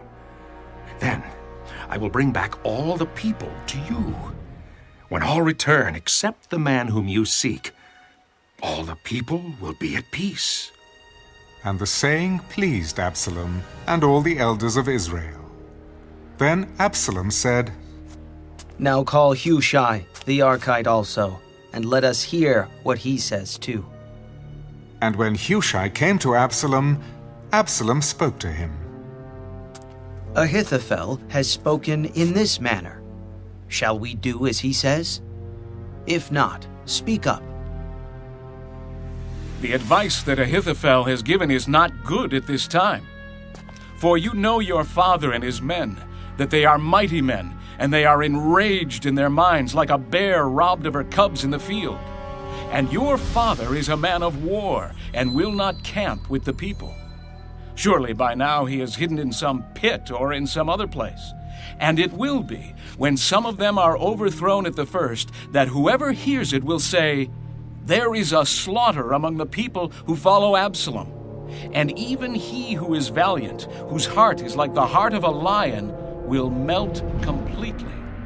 For all Israel knows that your father is a mighty man, and those who are with him are valiant men. Therefore, I advise that all Israel be fully gathered to you, from Dan to Beersheba, like the sand that is by the sea for multitude, and that you go to battle in person. So we will come upon him in some place where he may be found, and we will fall on him as the dew falls on the ground. And of him and all the men who are with him there shall not be left so much as one. Moreover, if he is withdrawn into a city, then all Israel shall bring ropes to that city, and we will pull it into the river until there is not one small stone found there." So Absalom and all the men of Israel said, "The advice of Hushai the Archite is better than the advice of Ahithophel." For the Lord had purposed to defeat the good advice of Ahithophel, to the intent that the Lord might bring disaster on Absalom. Then Hushai said to Zadok and Abiathar the priests, Thus and so Ahithophel advised Absalom and the elders of Israel, and thus and so I have advised. Now, therefore, send quickly and tell David, saying, Do not spend this night in the plains of the wilderness, but speedily cross over, lest the king and all the people who are with him be swallowed up." Now Jonathan and Ahimaaz stayed at En-Rogel, for they dared not be seen coming into the city. So a female servant would come and tell them, and they would go and tell King David. Nevertheless, a lad saw them and told Absalom. But both of them went away quickly and came to a man's house in Bahurim, who had a well in his court, and they went down into it. Then the woman took and spread a covering over the well's mouth, and spread ground grain on it, and the thing was not known. And when Absalom's servants came to the woman at the house, they said, "Where are Ahimaaz and Jonathan?" "They have gone over the water brook." And when they had searched and could not find them, they returned to Jerusalem. Now it came to pass, after they had departed, that they came up out of the well and went and told King David. "Arise and cross over the water quickly, for thus has Ahithophel advised against you." So David and all the people who were with him arose and crossed over the Jordan. By morning light, not one of them was left who had not gone over the Jordan.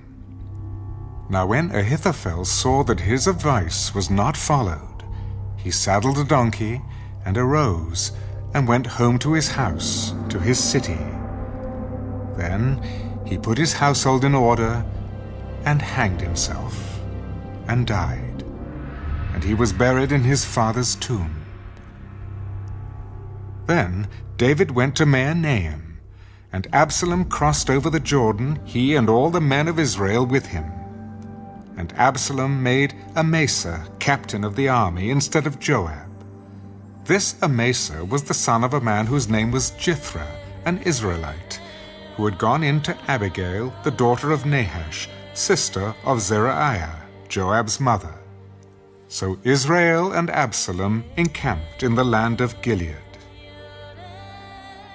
Now it happened, when David had come to Mahanaim, that Shobai, the son of Nahash from Rabbah, of the people of Ammon, Machir, the son of Amiel from Lo-debar, and Barzillai, the Gileadite, from Rogelim, brought beds and basins, earthen vessels and wheat, barley and flour, parched grain and beans, lentils and parched seeds, honey and curds, sheep and cheese of the herd, for David and the people who were with him to eat.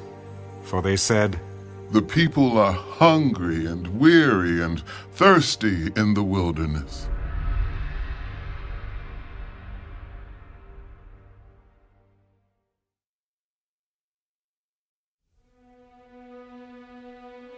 And David numbered the people who were with him, and set captains of thousands and captains of hundreds over them. Then David sent out 1/3 of the people under the hand of Joab, 1/3 under the hand of Abishai, the son of Zeruiah, Joab's brother, and 1/3 under the hand of Ittai, the Gittite. I also will surely go out with you myself. But the people answered, You shall not go out, for if we flee away, they will not care about us, nor if half of us die will they care about us. But you are worth 10,000 of us now, for you are now more help to us in the city. Whatever seems best to you, I will do. So the king stood beside the gate, and all the people went out by hundreds and by thousands. Now the king had commanded Joab, Abishai, and Ittai, Deal gently, for my sake, with the young man Absalom. And all the people heard when the king gave all the captains orders concerning Absalom. So the people went out into the field of battle against Israel, and the battle was in the woods of Ephraim. The people of Israel were overthrown there before the servants of David. And a great slaughter of 20,000 took place there that day. For the battle there was scattered over the face of the whole countryside, and the woods devoured more people that day than the sword devoured. Then Absalom met the servants of David. Absalom rode on a mule. The mule went under the thick boughs of a great terebinth tree, and his head caught in the terebinth. So he was left hanging between heaven and earth, and the mule which was under him went on. Now a certain man saw it and told Joab, I just saw Absalom hanging in a terebinth tree. You just saw him? And why did you not strike him there to the ground? I would have given you 10 shekels of silver and a belt. Though I were to receive 1,000 shekels of silver in my hand, I would not raise my hand against the king's son. For in our hearing, the king commanded you and Abishai and Ittai, saying, Beware lest anyone touch the young man Absalom. Otherwise I would have dealt falsely against my own life. For there is nothing hidden from the king, and you yourself would have set yourself against me. I cannot linger with you. And he took 3 spears in his hand and thrust them through Absalom's heart, while he was still alive in the midst of the terebinth tree. And 10 young men who bore Joab's armor surrounded Absalom and struck and killed him.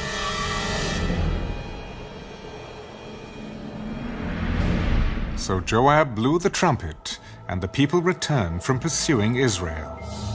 For Joab held back the people, and they took Absalom and cast him into a large pit in the woods, and laid a very large heap of stones over him.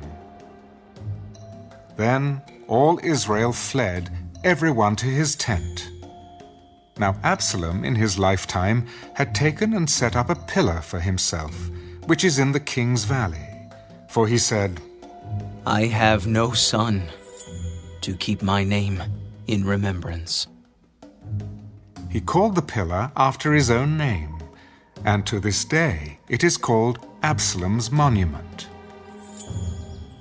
Then Ahimaaz, the son of Zadok, said, Let me run now and take the news to the king, how the Lord has avenged him of his enemies.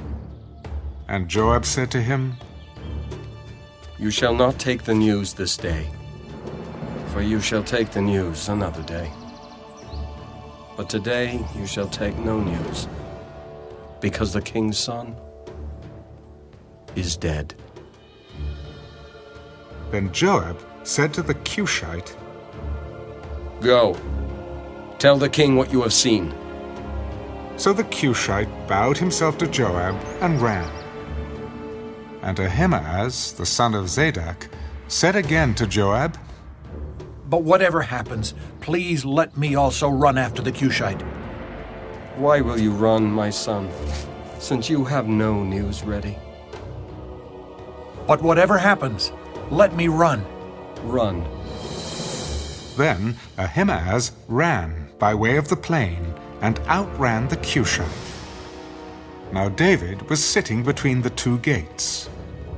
And the watchman went up to the roof over the gate, to the wall, lifted his eyes and looked, and there was a man running alone. Then the watchman cried out and told the king. And the king said, "If he is alone, there is news in his mouth." And he came rapidly and drew near. Then the watchman saw another man running, and the watchman called to the gatekeeper and said, "There is another man running alone." He also brings news.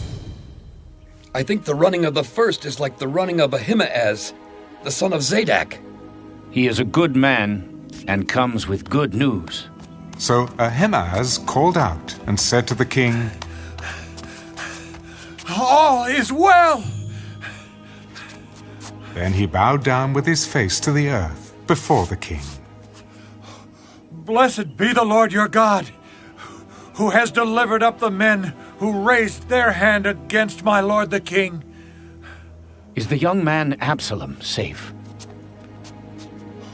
When Joab sent the king's servant, and me, your servant, I saw a great tumult, but I did not know what it was about.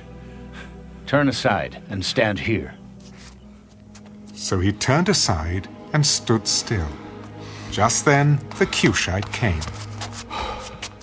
"There is good news, my lord the king. For the Lord has avenged you this day of all those who rose against you." Is the young man Absalom safe?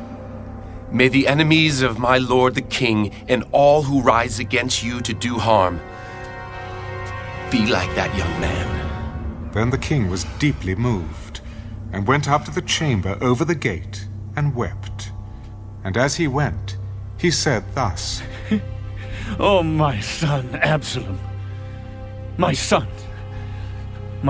Absalom, if only I had died in your place. Oh, Absalom, my son, oh."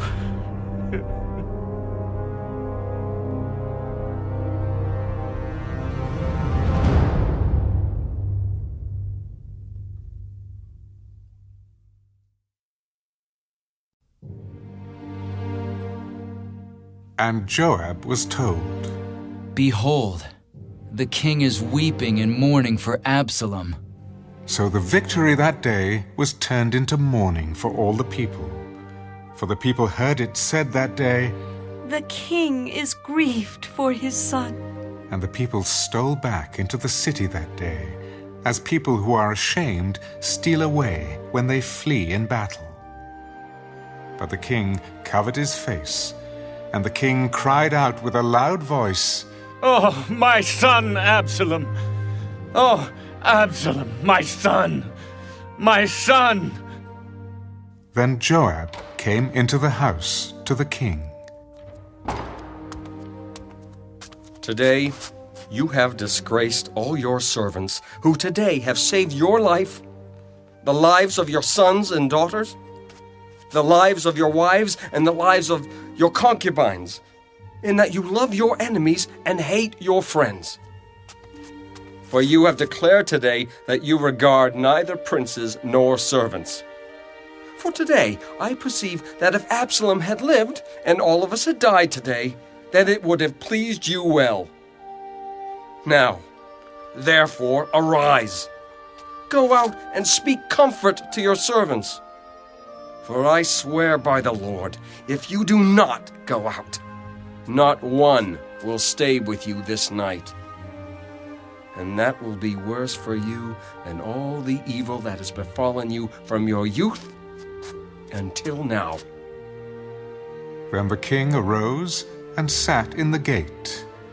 And they told all the people, "There is the king, sitting in the gate." So all the people came before the king, for everyone of Israel had fled to his tent. Now all the people were in a dispute throughout all the tribes of Israel. The king saved us from the hand of our enemies. He delivered us from the hand of the Philistines. And now he is fled from the land because of Absalom. But Absalom, whom we anointed over us, has died in battle. Now therefore, why do you say nothing about bringing back the king? So King David sent to Zadok and Abiathar the priests.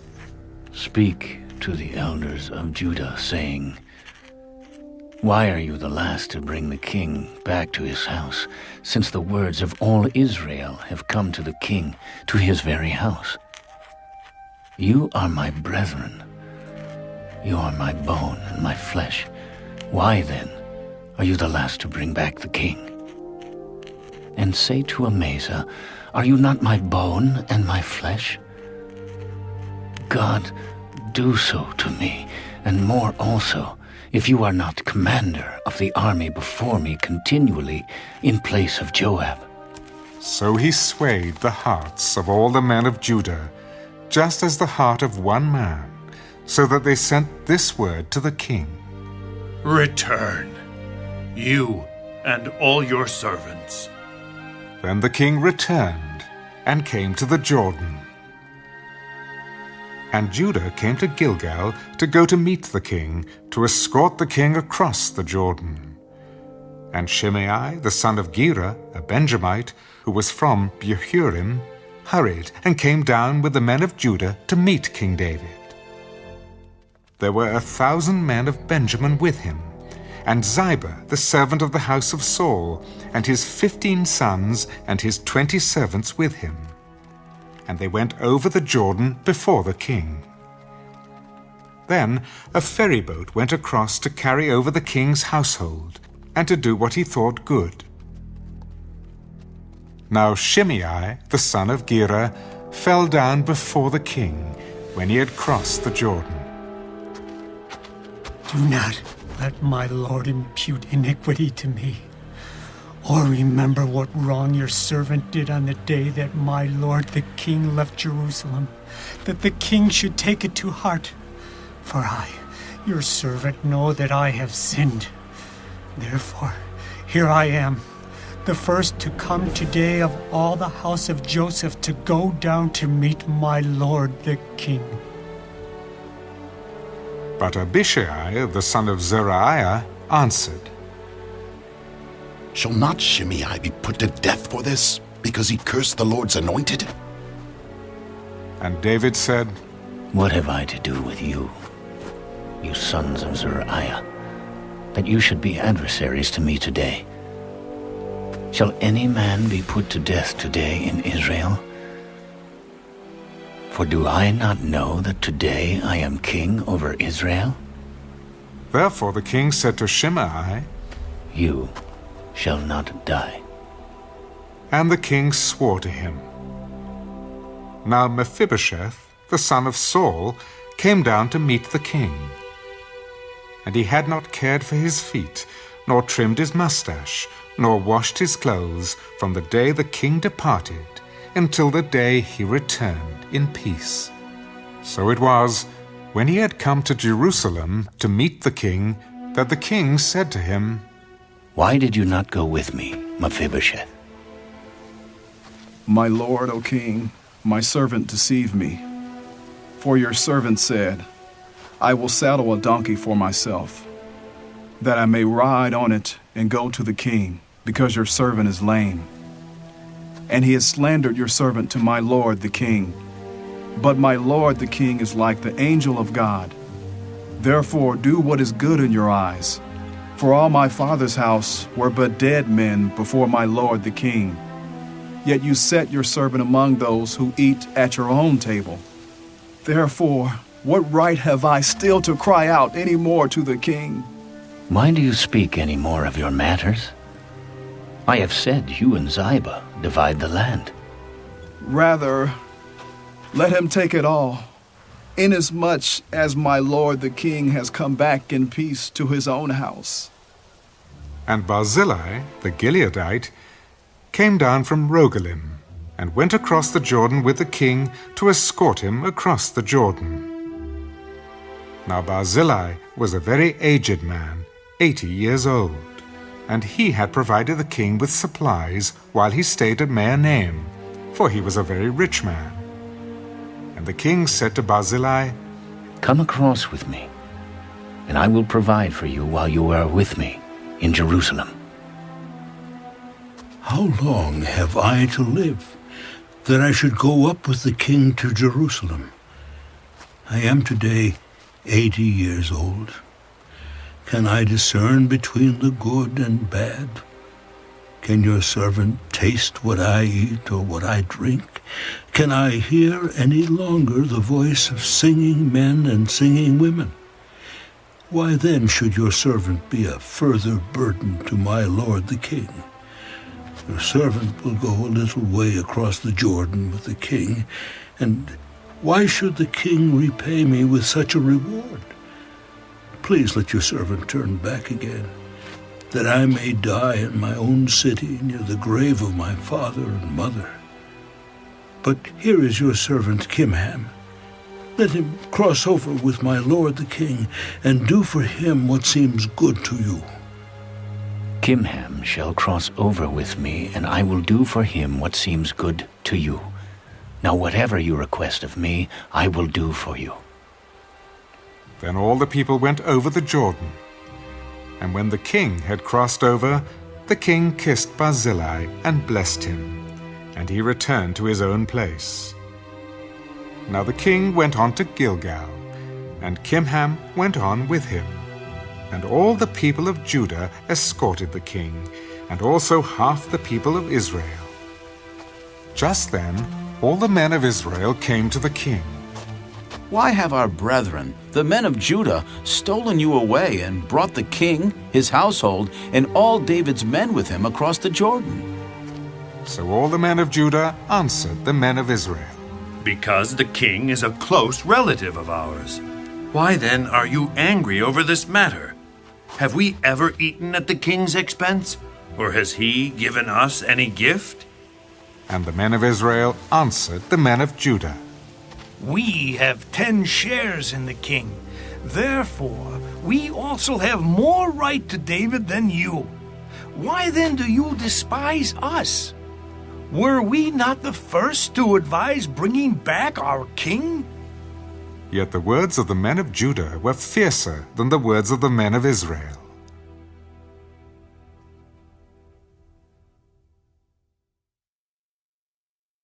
And there happened to be there a rebel, whose name was Sheba, the son of Bichri, a Benjamite.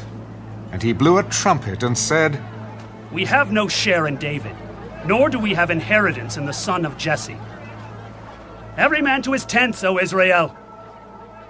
So every man of Israel deserted David, and followed Sheba, the son of Bichri.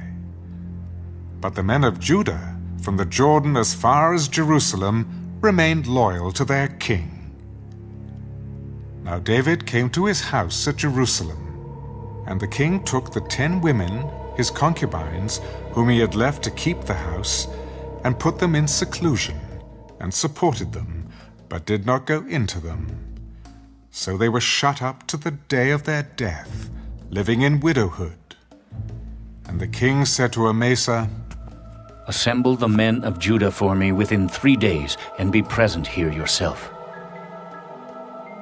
So Amasa went to assemble the men of Judah. But he delayed longer than the set time which David had appointed him. And David said to Abishai, "Now Sheba, the son of Bichri, will do us more harm than Absalom. Take your lord's servants and pursue him, lest he find for himself fortified cities and escape us." So Joab's men, with the Kerethites, the Pelethites, and all the mighty men, went out after him. And they went out of Jerusalem to pursue Sheba the son of Bichri. When they were at the large stone which is in Gibeon, Amasa came before them. Now Joab was dressed in battle armor. On it was a belt, with a sword fastened in its sheath at his hips. And as he was going forward, it fell out. Then Joab said to Amasa, "Are you in health, my brother?" And Joab took Amasa by the beard with his right hand to kiss him. But Amasa did not notice the sword that was in Joab's hand, and he struck him with it in the stomach, and his entrails poured out on the ground, and he did not strike him again. Thus he died. Then Joab and Abishai his brother pursued Sheba the son of Bichri. Meanwhile, one of Joab's men stood near Amasa and said, "Whoever favors Joab and whoever is for David, follow Joab." But Amasa wallowed in his blood in the middle of the highway. And when the man saw that all the people stood still, he moved Amasa from the highway to the field and threw a garment over him, when he saw that everyone who came upon him halted. When he was removed from the highway, all the people went on after Joab to pursue Sheba the son of Bichri. And he went through all the tribes of Israel to Abel and Beth-maachah and all the Berites. So they were gathered together and also went after Sheba. Then they came and besieged him in Abel of Beth-maachah. And they cast up a siege mound against the city, and it stood by the rampart. And all the people who were with Joab battered the wall to throw it down. Then a wise woman cried out from the city, "Here, here! Please say to Joab, 'Come nearby, that I may speak with you.'" When he had come near to her, the woman said, "Are you Joab? I am. Hear the words of your maidservant." I am listening. They used to talk in former times, saying, "They shall surely seek guidance at Abel, and so they would end disputes." I am among the peaceable and faithful in Israel. You seek to destroy a city and a mother in Israel. Why would you swallow up the inheritance of the Lord? Far be it from me that I should swallow up or destroy. That is not so. But a man from the mountains of Ephraim, Sheba the son of Bichri by name, has raised his hand against the king, against David. Deliver him only, and I will depart from the city. Watch. His head will be thrown to you over the wall.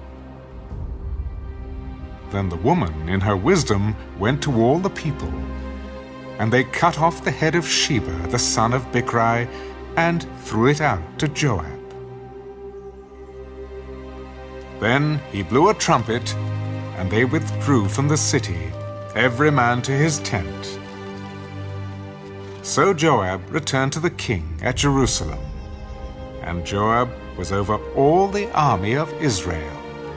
Benaiah, the son of Jehoiada, was over the Kerethites and the Pelethites. Adoram was in charge of revenue. Jehoshaphat, the son of Ahilud, was recorder. Sheva was scribe.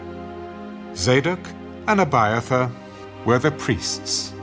And Ira, the Jairite, was a chief minister under David.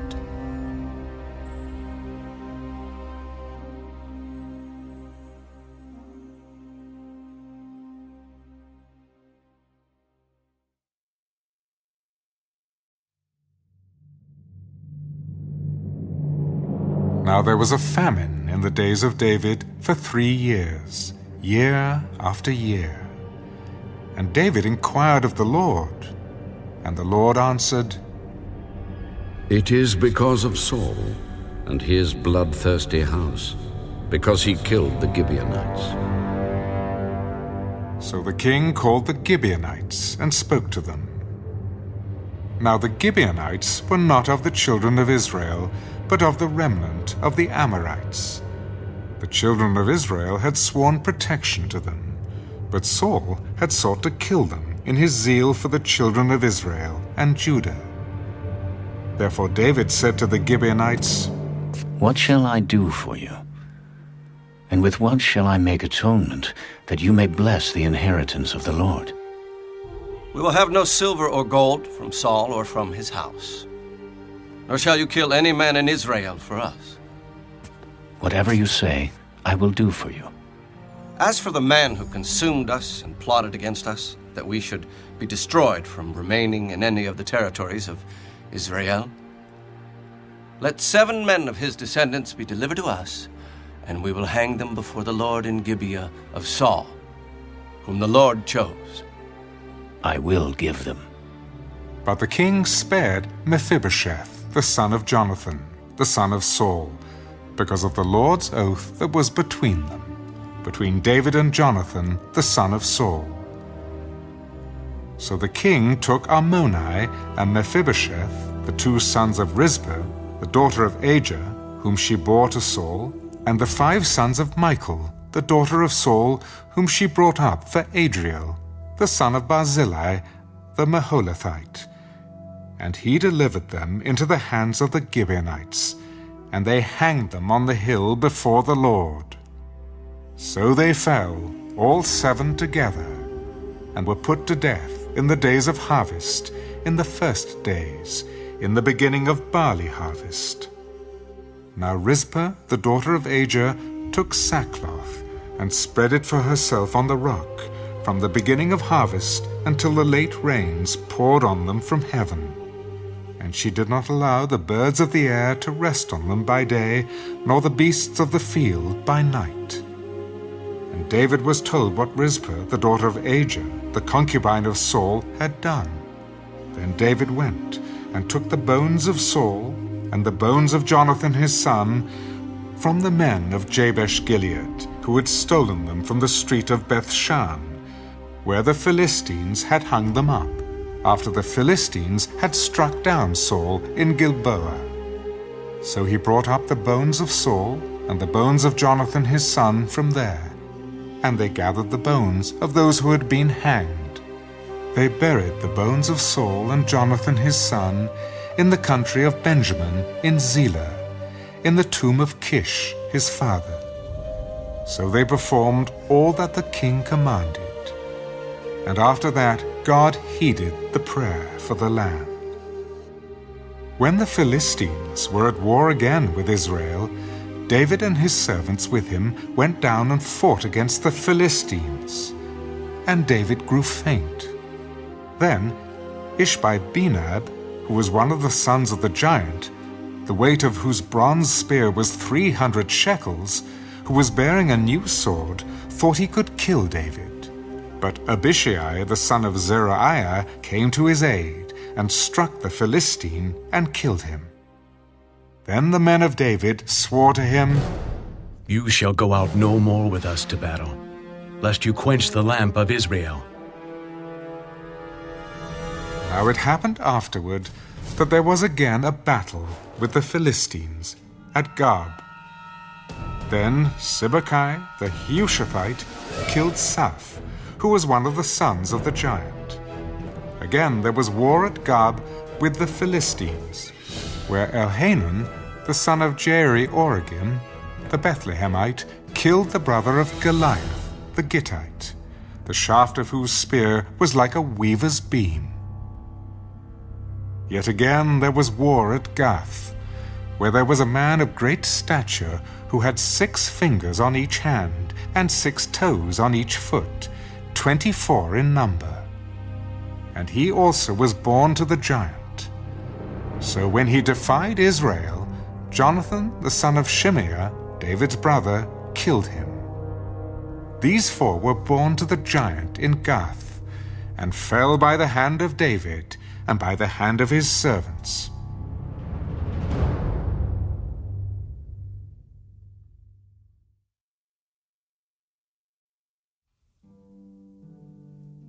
Then David spoke to the Lord the words of this song, on the day when the Lord had delivered him from the hand of all his enemies and from the hand of Saul.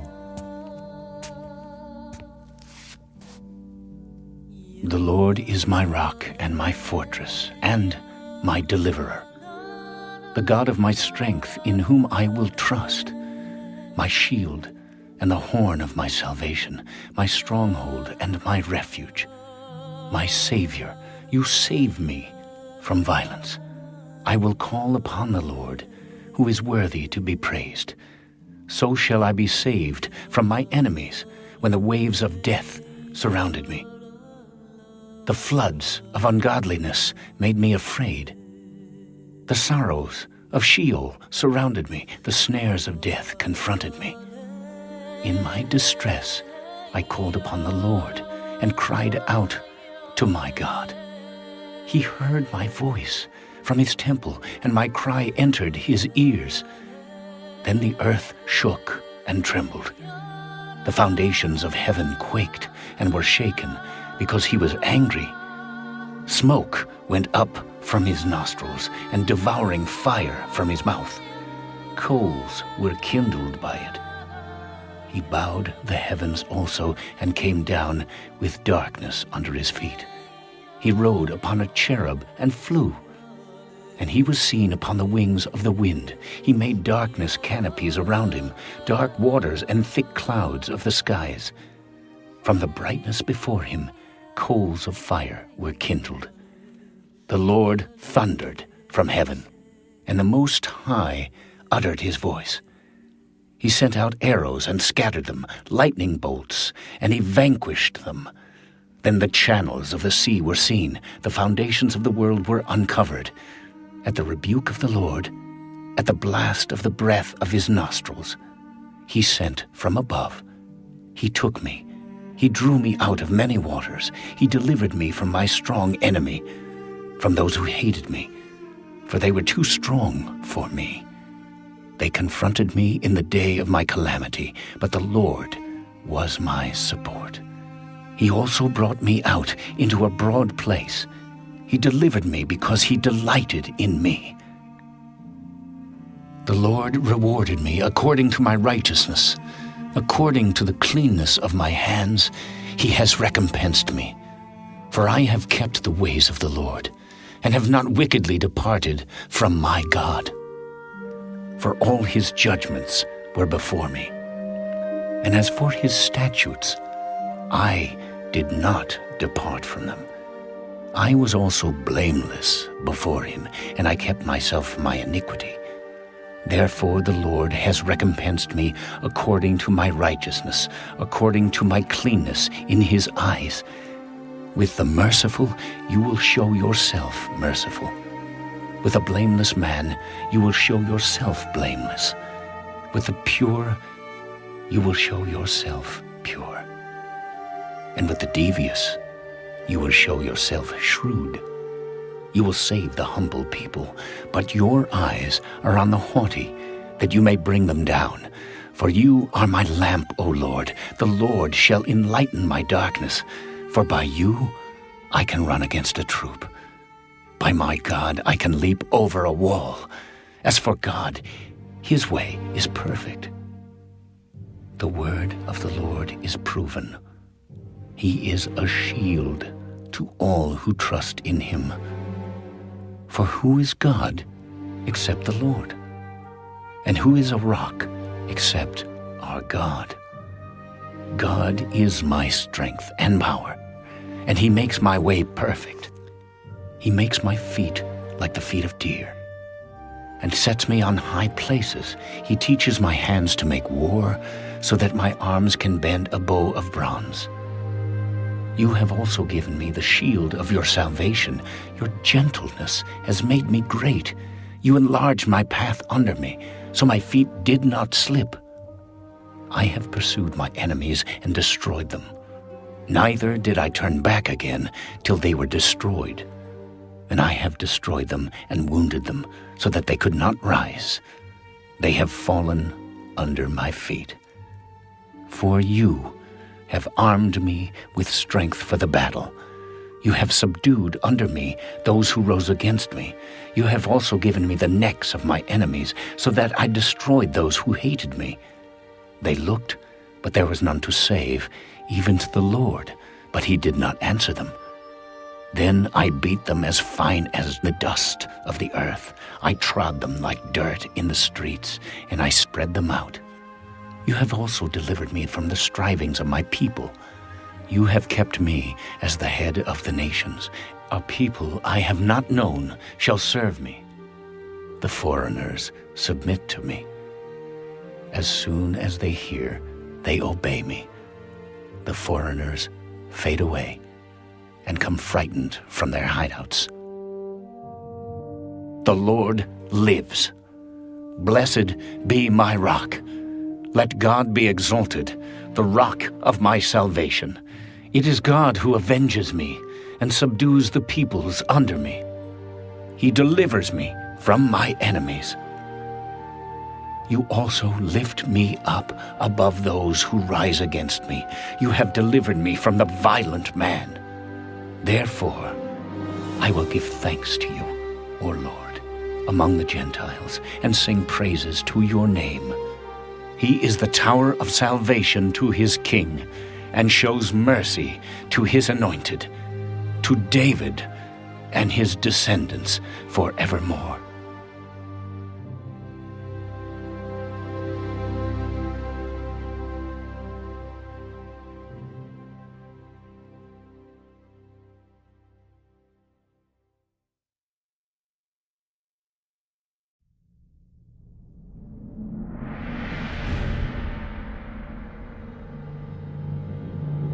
Now these are the last words of David. Thus says David the son of Jesse, thus says the man raised up on high, the anointed of the God of Jacob, and the sweet psalmist of Israel. The Spirit of the Lord spoke by me, and his word was on my tongue. The God of Israel said, the Rock of Israel spoke to me. He who rules over men must be just, ruling in the fear of God. And he shall be like the light of the morning when the sun rises, a morning without clouds, like the tender grass springing out of the earth by clear shining after rain. Although my house is not so with God, yet he has made with me an everlasting covenant, ordered in all things and secure.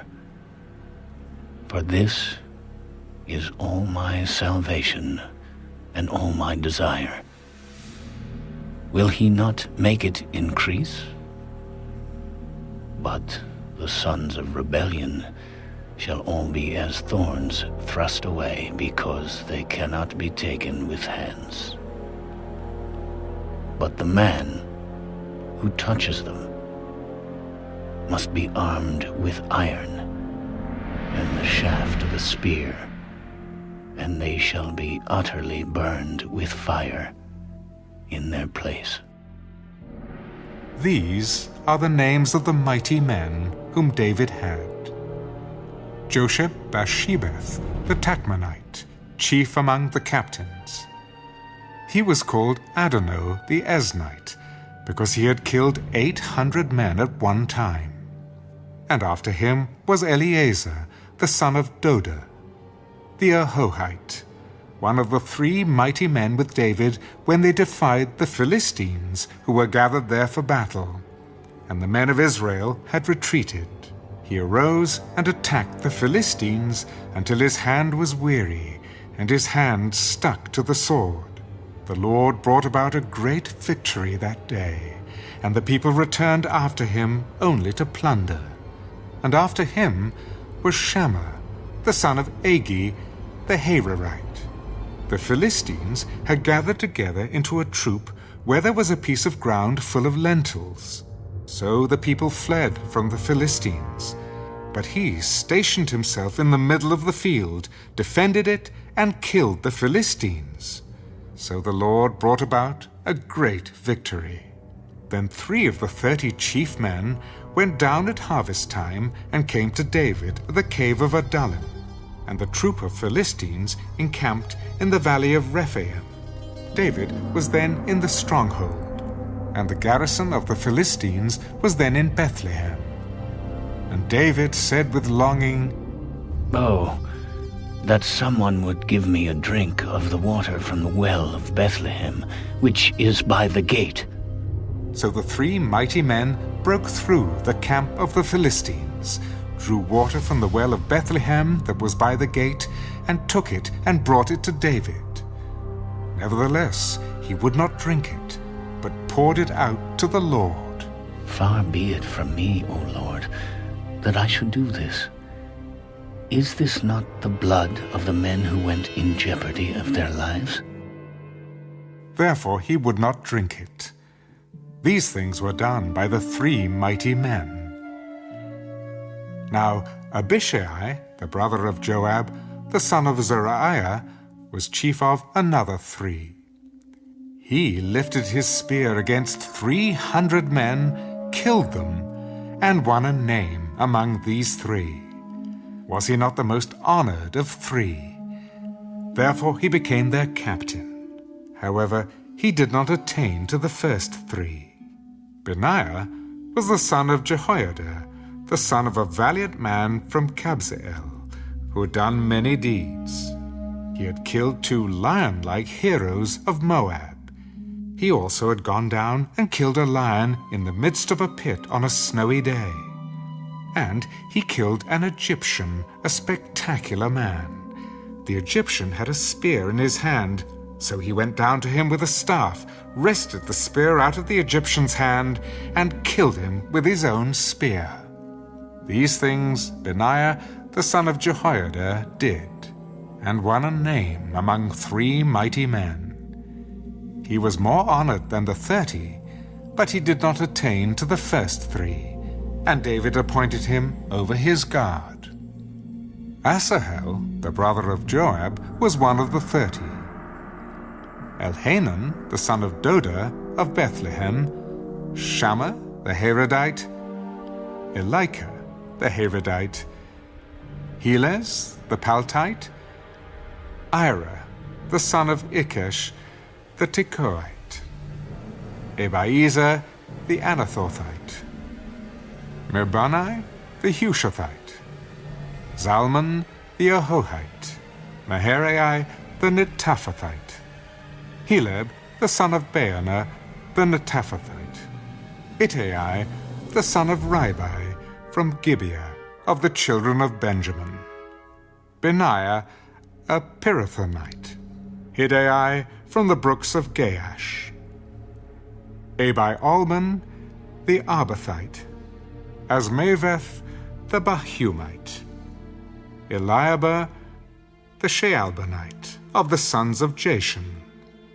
Jonathan, Shammah the Hararite, Ahiam the son of Sherah the Hararite, Eliphalet the son of Ahasbai, the son of the Maacathite, Eliam the son of Ahithophel the Gilonite, Hezrai the Carmelite, Pearai the Arbite, Igel the son of Nathan of Zobah, Bani the Gadite, Zelek the Ammonite, Naharai the Beerothite, armor-bearer of Joab, the son of Zeruiah, Ira the Ithrite, Gareb the Ithrite, and Uriah the Hittite, 37 in all.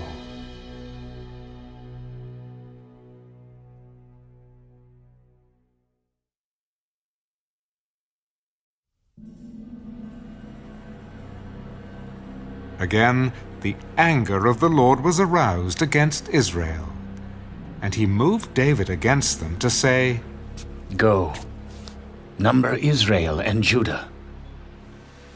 So the king said to Joab, the commander of the army who was with him, Now go throughout all the tribes of Israel, from Dan to Beersheba, and count the people, that I may know the number of the people. Now may the Lord your God add to the people 100 times more than there are, and may the eyes of my lord the king see it. But why does my lord the king desire this thing? Nevertheless, the king's word prevailed against Joab and against the captains of the army. Therefore Joab and the captains of the army went out from the presence of the king to count the people of Israel. And they crossed over the Jordan and camped in Aroah, on the right side of the town, which is in the midst of the ravine of Gad, and toward Jazer. Then they came to Gilead, and to the land of Tatim-Hadshai. They came to Dan-Jaan, and around Sidon. And they came to the stronghold of Tyre, and to all the cities of the Hivites and the Canaanites. Then they went out to South Judah as far as Beersheba. So when they had gone through all the land, they came to Jerusalem at the end of 9 months and 20 days. Then Joab gave the sum of the number of the people to the king. And there were in Israel 800,000 valiant men who drew the sword, and the men of Judah were 500,000 men. And David's heart condemned him after he had numbered the people. So David said to the Lord, I have sinned greatly in what I have done. But now I pray, O Lord, take away the iniquity of your servant, for I have done very foolishly. Now when David arose in the morning, the word of the Lord came to the prophet Gad, David's seer. Go and tell David, thus says the Lord, I offer you 3 things. Choose one of them for yourself, that I may do it to you. So Gad came to David and told him, Shall 7 years of famine come to you in your land? Or shall you flee 3 months before your enemies while they pursue you? Or shall there be 3 days' plague in your land? Now consider, and see what answer I should take back to him who sent me. I am in great distress. Please let us fall into the hand of the Lord, for his mercies are great, but do not let me fall into the hand of man. So the Lord sent a plague upon Israel from the morning till the appointed time. From Dan to Beersheba, 70,000 men of the people died. And when the angel stretched out his hand over Jerusalem to destroy it, the Lord relented from the destruction, and said to the angel who was destroying the people, It is enough. Now restrain your hand. And the angel of the Lord was by the threshing floor of Araunah, the Jebusite. Then David spoke to the Lord when he saw the angel who was striking the people. Surely I have sinned, and I have done wickedly. But these sheep, what have they done? Let your hand, I pray, be against me and against my father's house. And Gad came that day to David and said to him, Go up, erect an altar to the Lord on the threshing floor of Araunah the Jebusite. So David, according to the word of Gad, went up as the Lord commanded. Now Araunah looked and saw the king and his servants coming toward him. So Araunah went out and bowed before the king with his face to the ground. Why has my lord the king come to his servant? To buy the threshing floor from you, to build an altar to the Lord, that the plague may be withdrawn from the people. Let my lord the king take and offer up whatever seems good to him. Look, here are oxen for burnt sacrifice, and threshing implements, and the yokes of the oxen for wood. All these, O king, Araunah has given to the king. May the Lord your God accept you. No, but I will surely buy it from you for a price. Nor will I offer burnt offerings to the Lord my God with that which costs me nothing. So David bought the threshing floor and the oxen for 50 shekels of silver. And David built there an altar to the Lord, and offered burnt offerings and peace offerings. So the Lord heeded the prayers for the land, and the plague was withdrawn from Israel.